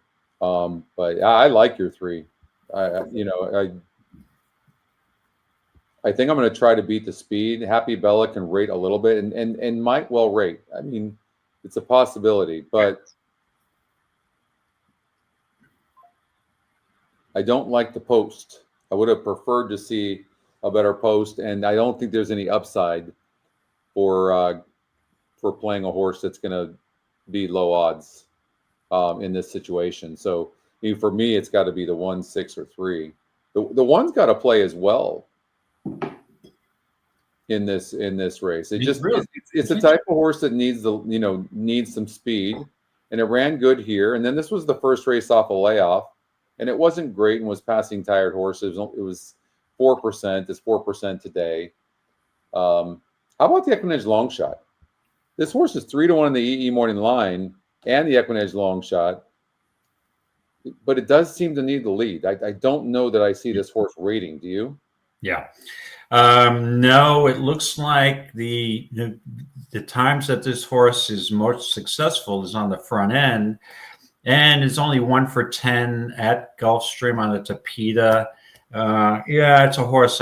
Again, this horse could be, if it could rate, she could be flying at the end. But if I had to pick between the 5 and the 6, with the way the race scenario, the pace scenario sets up, I think I'd prefer the 6 over the 5. Yeah. Delgado claimed this horse off of Carlos David last time out, and Delgado is a good trainer, but so is Carlos David. And I don't know if this horse is going to improve here. It might try to sit off of the 5, who might go and duel with the 2 horse. Certainly, if the 2 horse had a better post, I would like this too a lot, because I think this horse can rate a little bit, and maybe it sits off of the 5 and the 7. That's a possibility. If it does, then it's going to win the race. But even when you run the race simulator, it shows the finish being very, very close.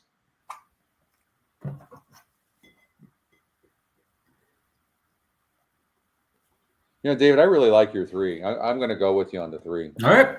Yeah. We're on board. We're on board on the 2 of us on the horses today. Yeah.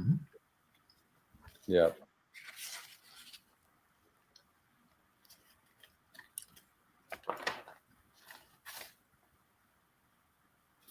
Okay. So I'll lock you in on the 3, and I'm on the 3. And what do we have up next? We're going to go to Gulfstream Park, race number 4. They're in the gate. Okay.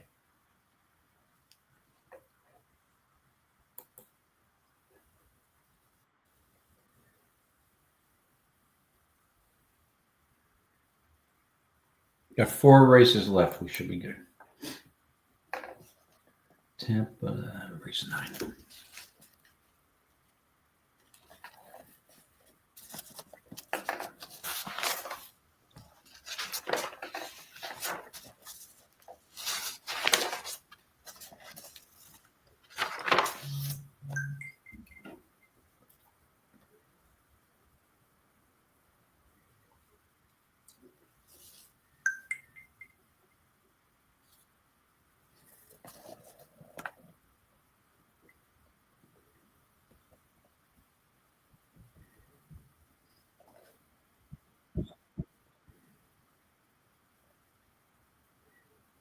Yeah, she's gone.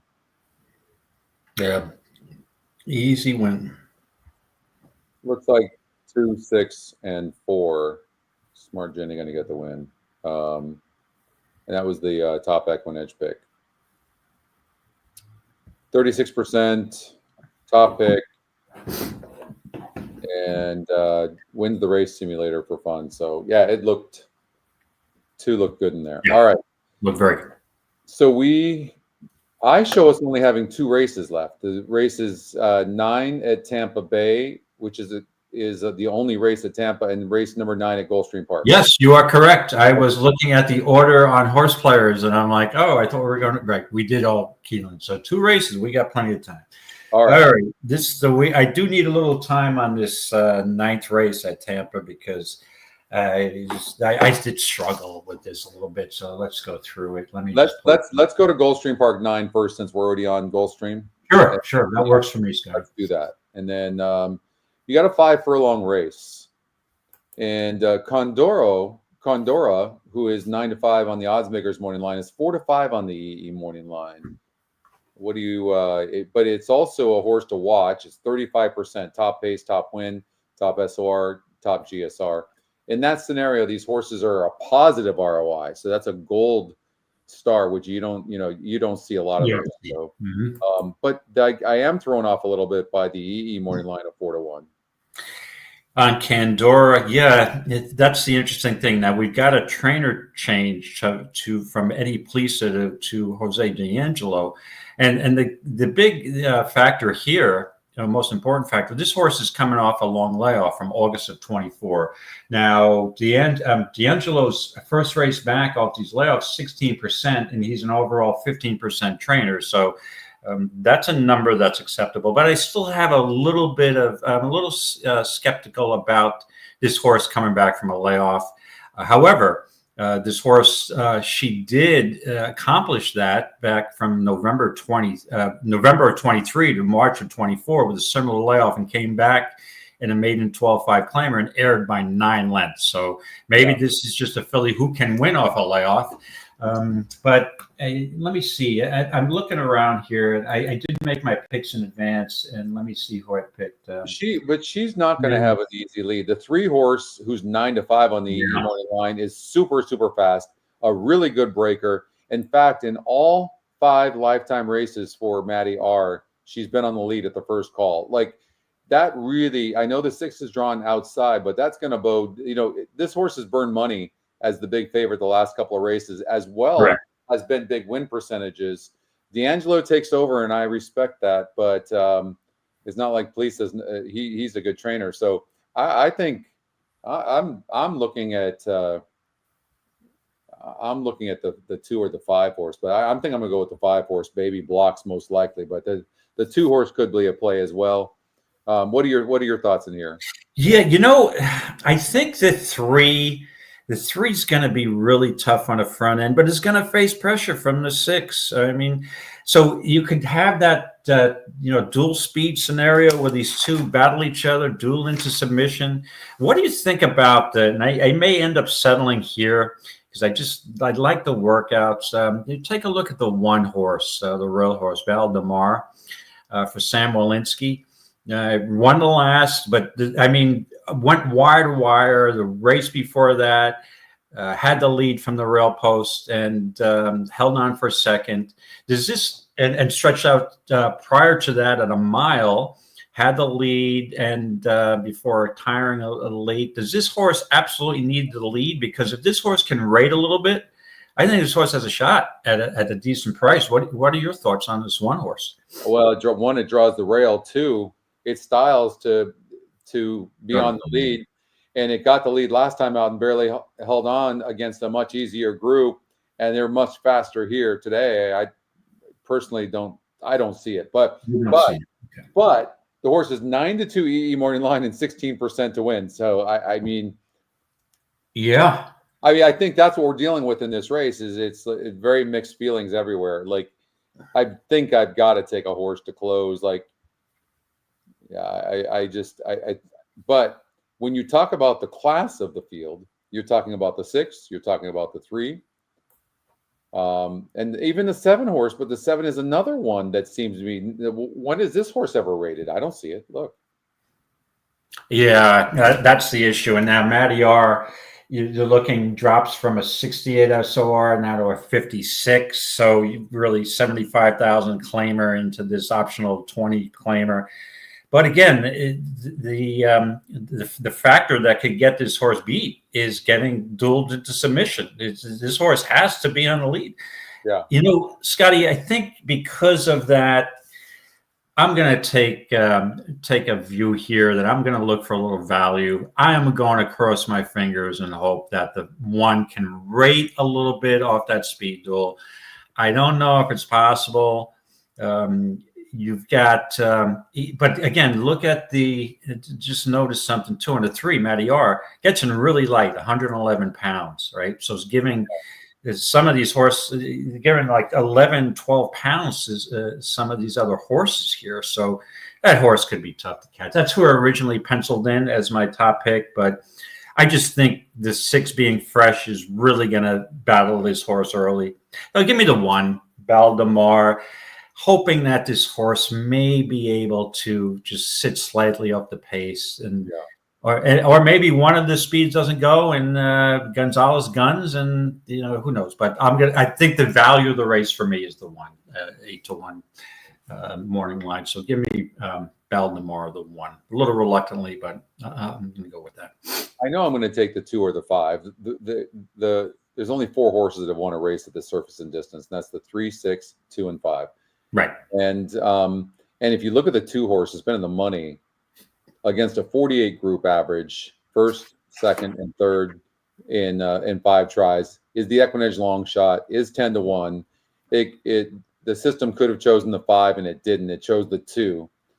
And the horse is tactical. It can rate some. Again, the only thing I'm worried about with the 2 is its class, but Vasquez is a good jockey. This horse is off a layoff. March 15th, Dan said that was a good workout. So it looks like the horse is training good coming into the race. Then you have Baby Blocks, who's been facing better horses.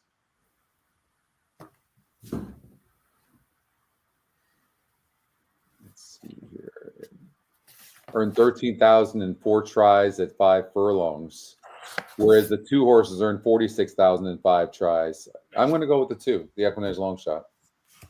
Yeah, I mean, Scotty, this horse will be flying right at the end if it gets a pace scenario and has won over the track, even though 1 for 12 lifetime. But this is there's a lot of one winners here. The 5 has won 4 races lifetime, but nothing over the Gulfstream turf course. So there's a lot of question marks here about some horses who are going to be relatively short prices. So we're both looking for value. I'm on the 1, Baldemar, and Scotty's on the 2, Uncaptured Dove.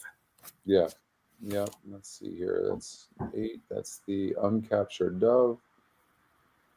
And Scotty, I just want to point out to everybody that Scotty's actually going for consecutive back-to-back Thursday to Friday NHC wins, which would be memorable, legendary. That would be.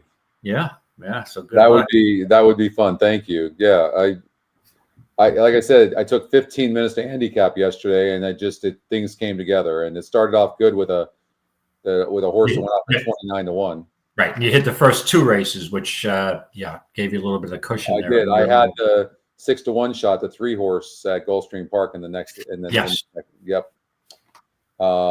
Thank you, Jeff. Same to you.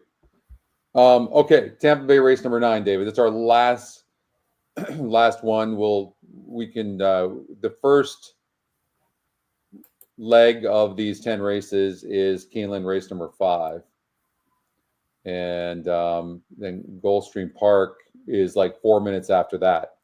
So you want to stay on for those 2? I'll stay on for those 2. Oh, I was just going to ask you if you wanted to. Yeah, so we'll stay on for those 2. So we'll stay on for 17 minutes.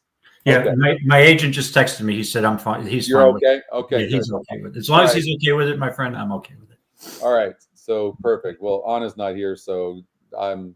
Yes, that's your agent, right? That's my agent. Yeah.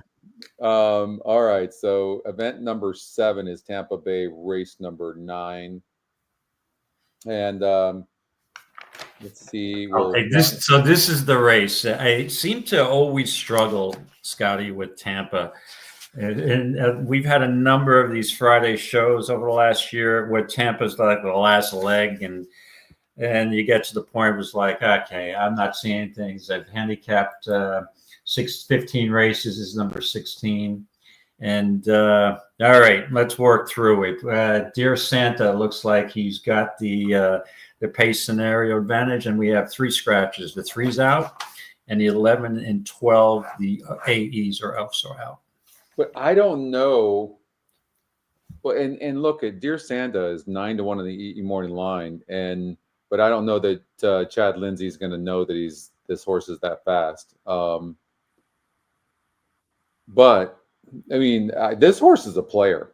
It really is a player. But the 5 needs the lead, so the 5 is going. So so you can see the first call. It's clearly the 5 and the 6. What they're going to do up front, how fast the 5 is going to go, I don't know. And then you get to the stretch here, and then we're showing them both stopping. But if the 5 was to clear early, it's not out of the realm of possibilities that the 5 could win. This is also a very difficult race. This is very tough. This is very tough because I think the way I'm going to approach this race is I'm going to play a closer, because I think you're right. The 5 and the 6 both want the lead.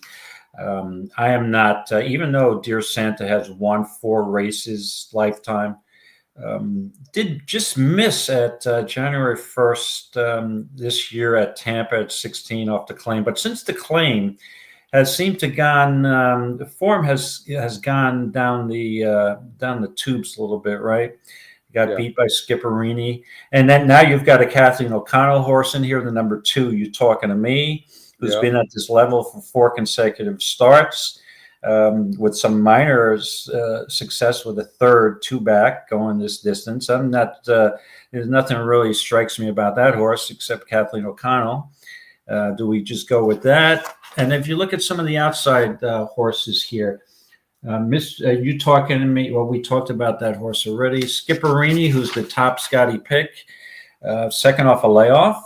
come back with a nice win, and at 22-1, is he going to be able to repeat that race though? So I don't usually like horses who win at 20-1 repeating again with that same trip, especially off a little bit of a freshening. So maybe I'd fade that horse a bit. Fatima's Blessing is eligible, only 1 for 13. Been in this condition the last 3 starts. Doesn't have much speed. Spanish Noble, the other O'Connell horse, I'm not really sold on. So it leads me down a path, Scotty, of eliminating a lot of these horses, or not eliminating, I should say. It's more like question marks. I can poke holes in a lot of these horses. But the horse that intrigues me a bit, and it might be a reach or a stretch, but is the 8 QF75. This is for Ron Potts, not Wayne Potts. And now, 3rd race off a long layoff. And, well, actually, not such a long layoff, October to February. So we're talking about 4 or 5 months. But also doesn't have much speed. But the last race at Tampa, that was intended for the turf. That was off the turf. So you can throw that race out. To me, this horse wants turf, even though the horse has won, 3 races on the turf, 4 in synthetic. So probably wanted no part of the dirt course at Tampa. May improve the 3rd race off a layoff with a little conditioning. And it's not the worst long shot in the world. This horse has had some back form on Tapeta. And like I said, had won 3 races on turf before. So give me the 8 QF75 as a price play. How'd you see this? Really, it's super interesting. For me, it was between the 8 and the 9, and I chose the 9, Spanish Noble. So I think you're completely onto something. You know what the separator for me was? The 8 horse in 5 tries at Tampa Bay has earned $15,000, and in 3 tries, 8.5 on the turf, $14,000.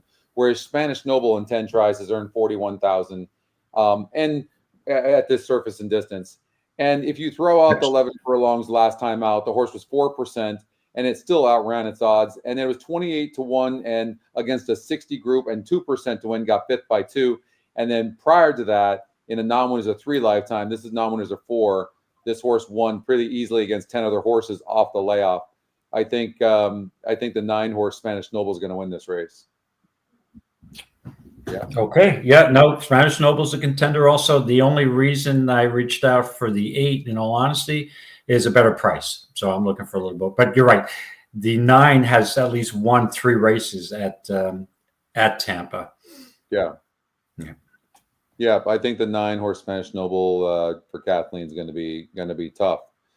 All right, so we got those done. I think, well, you know what I'm worried about a little bit. I'm playing 2 entries, but they're looking a little similar for me. But you know, I don't. No, I think I'm okay there. All right.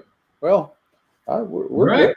Yep, we're good. There's no turning back now, my friend. Let me make sure I get all my picks locked in, and we're good to go. And so Scotty's going for a repeat back to days. I wish you luck. Thank you. I wish you all the best as well. All right. So, yeah. And I wouldn't say with 100%. Well, I will say with some confidence, just also good-natured rivalry type of thing. I'd like to be the guy to break up that consecutive party. Yeah, and I'd finish first, so you're second. Looks good for the show. Yeah, for sure. Jeff, I don't know. We unfortunately in this show we don't have time to look at Santa Anita. We are doing Santa Anita for tomorrow.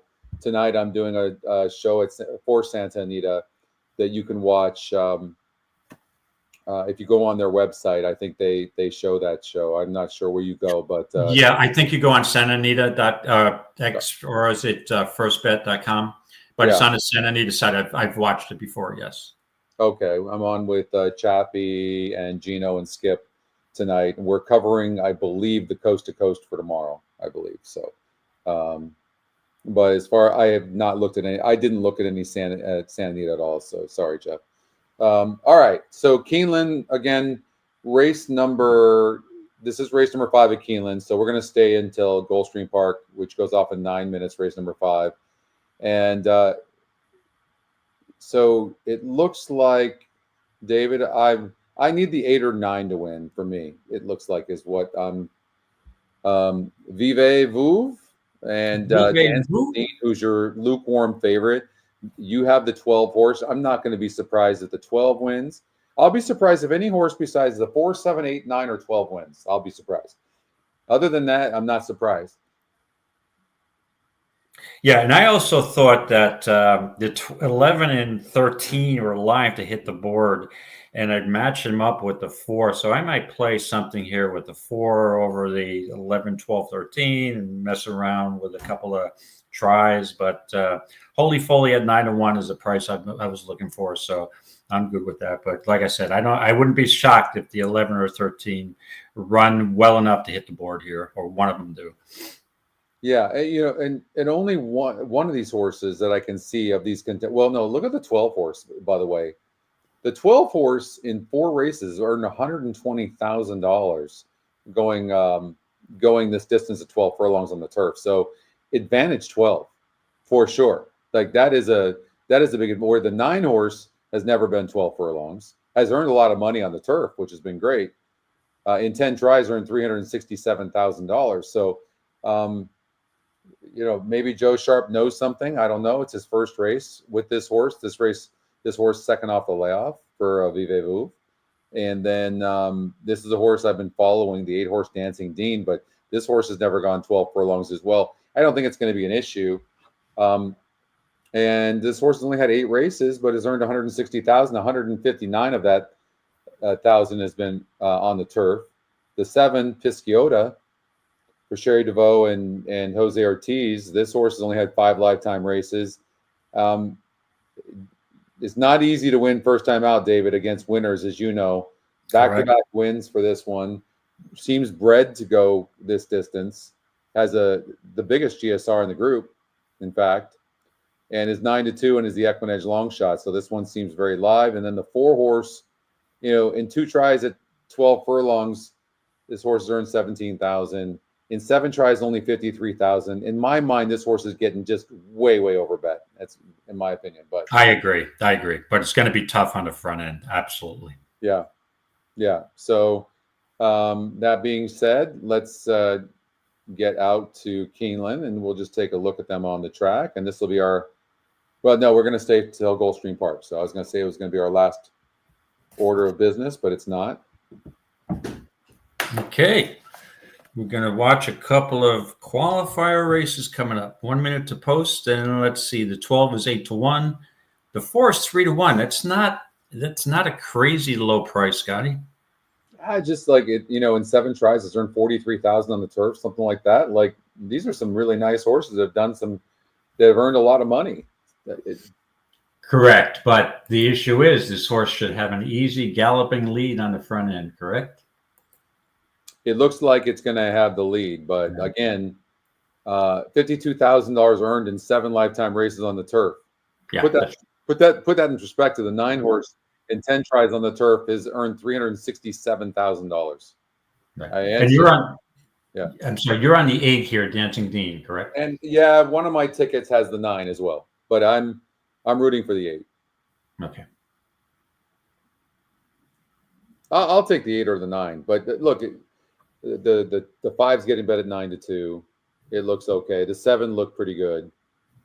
Your 12 has every right to run good here as well. Good luck to you. This is the beginning of the qualifier, everybody. And for me, the 9 looks tremendous on the track. So I thought the 9 looked good. Yeah, I concur. You got 4 more left to load. There goes the 10. There goes the 5 at 9-2.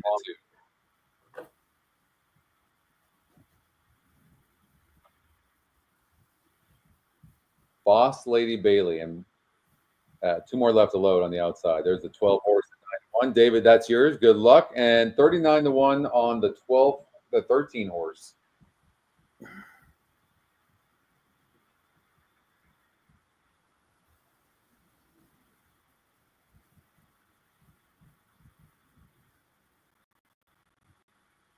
Good break for all.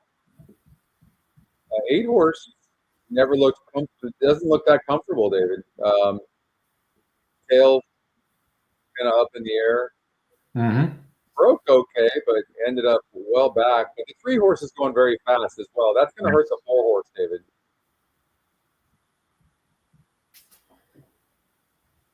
They're going around one more time as well. It's a 12 furlong race. At 23-2, David, is super, super fast. Yes. For a 12 furlong race.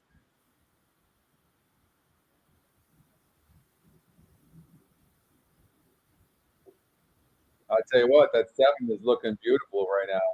4-1. Got that down late. It has been a really nice trip.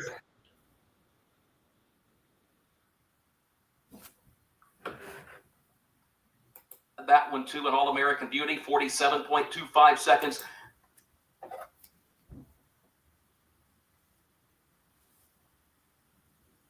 Come on, 47-1 is too fast.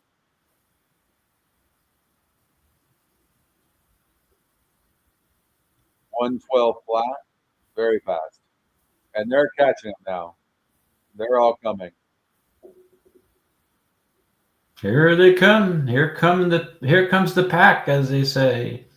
Yeah, of course, the rabbit's done now. Just enough to hurt the 4. 9 had to check up right now. That hurt. 8 doesn't look like it's running at all.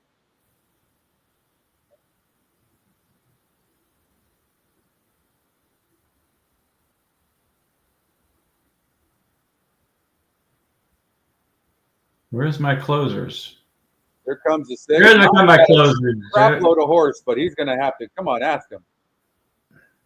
Come on, just go to the outside. Don't screw around with this.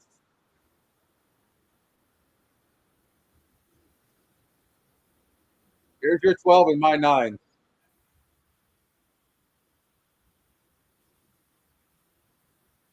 Come on, get up with one of us. Your 9's going to get up.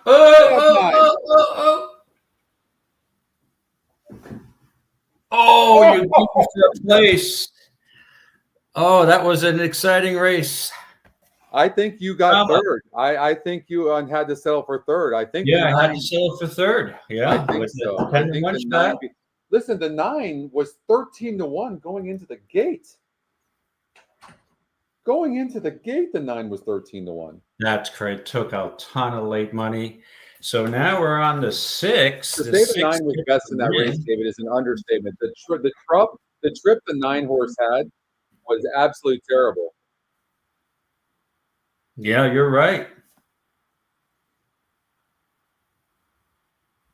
8 did not run at all. Disappointing effort. No, that's I said. We're talking about Vive Bouve. There we go. Vive Bouve right about here. Vive Bouve. Oh, I don't know. No, you got second.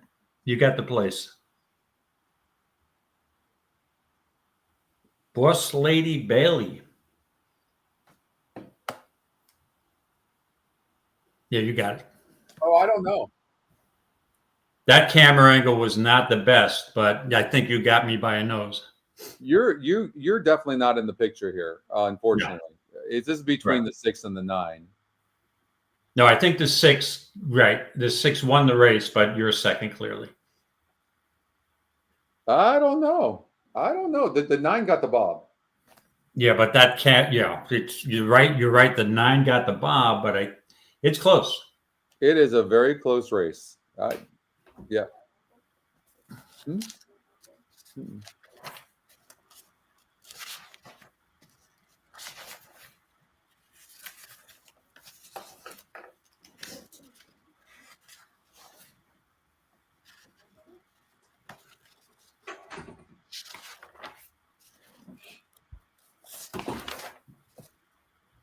6-9. All right, 21-1 gets the win. I thought the 9 might have got there as well, Bill, but unfortunately for me, the 6. That's going to be a tough one to overcome, David. Yes, somebody gets a cap horse right off the bat, and it's going to be a little difficult to make up ground. But you had a second, so you got a little place money there. You probably get $8. Yeah. The 8. Disappointing run from the 8 for sure.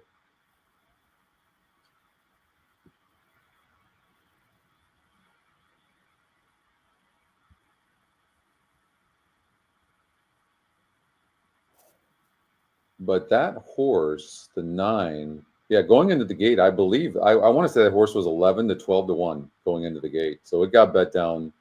It got bet down right before they took off. And I don't think you liked Dancing Dean that much, did you? No, I was, I know Dancing Dean. I've bet that horse in the past. Absolutely no speed. Coming off of a layoff. Yeah. But, probably bigger things. This was a prep race, bigger things on the agenda for that mountain horse. Yeah, maybe. Yeah, it didn't look like they really all that much tried, did it? All right, well, we're going to be behind with, for sure, with I'm sure there's probably 20 or 30 people that had that 6 horse, with all the people that are entered in here. Yeah. So I'm on the 6 horse in here. Okay, remind me who I'm on. You are on the 6 horse as well. We're on Corte Fuego, who's 14 to 1 right now. What? Yeah. Okay. That might be I don't know if it's good for a price, but not taking any money whatsoever is a little concerning. No, it is dead on the board. But the 11's taking a lot of action. They're going 8.5 furlongs on the turf here. Yeah. And Frosty McFly's 19%. It's the second time started. They didn't run very good the first time, but this is a big drop. But that also is a very wide post. So, and it's lukewarm.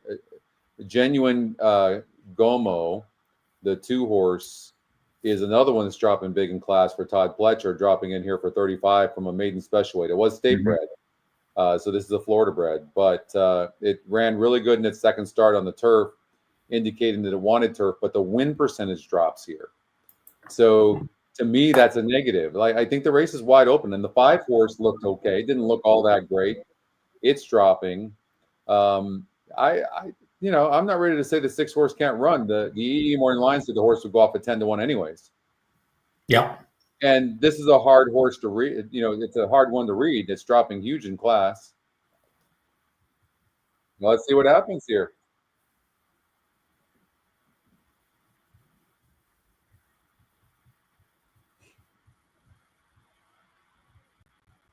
All right. Well, the 6 is acting up.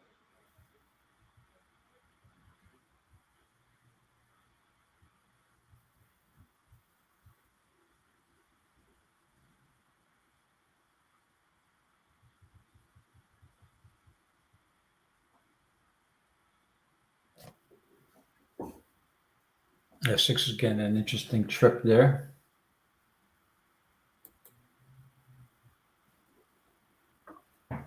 Well, I mean, they're giving the 5 horse a pretty easy lead.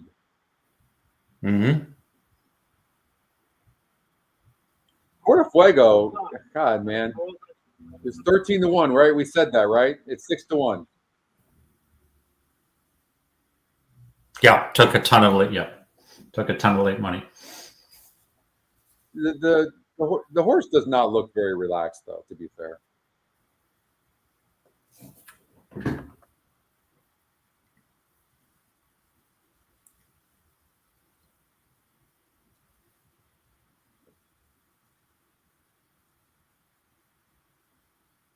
He might have some run, but he's in between horses. It's hard when you're not relaxed early. It's just hard to. Yeah, it really is.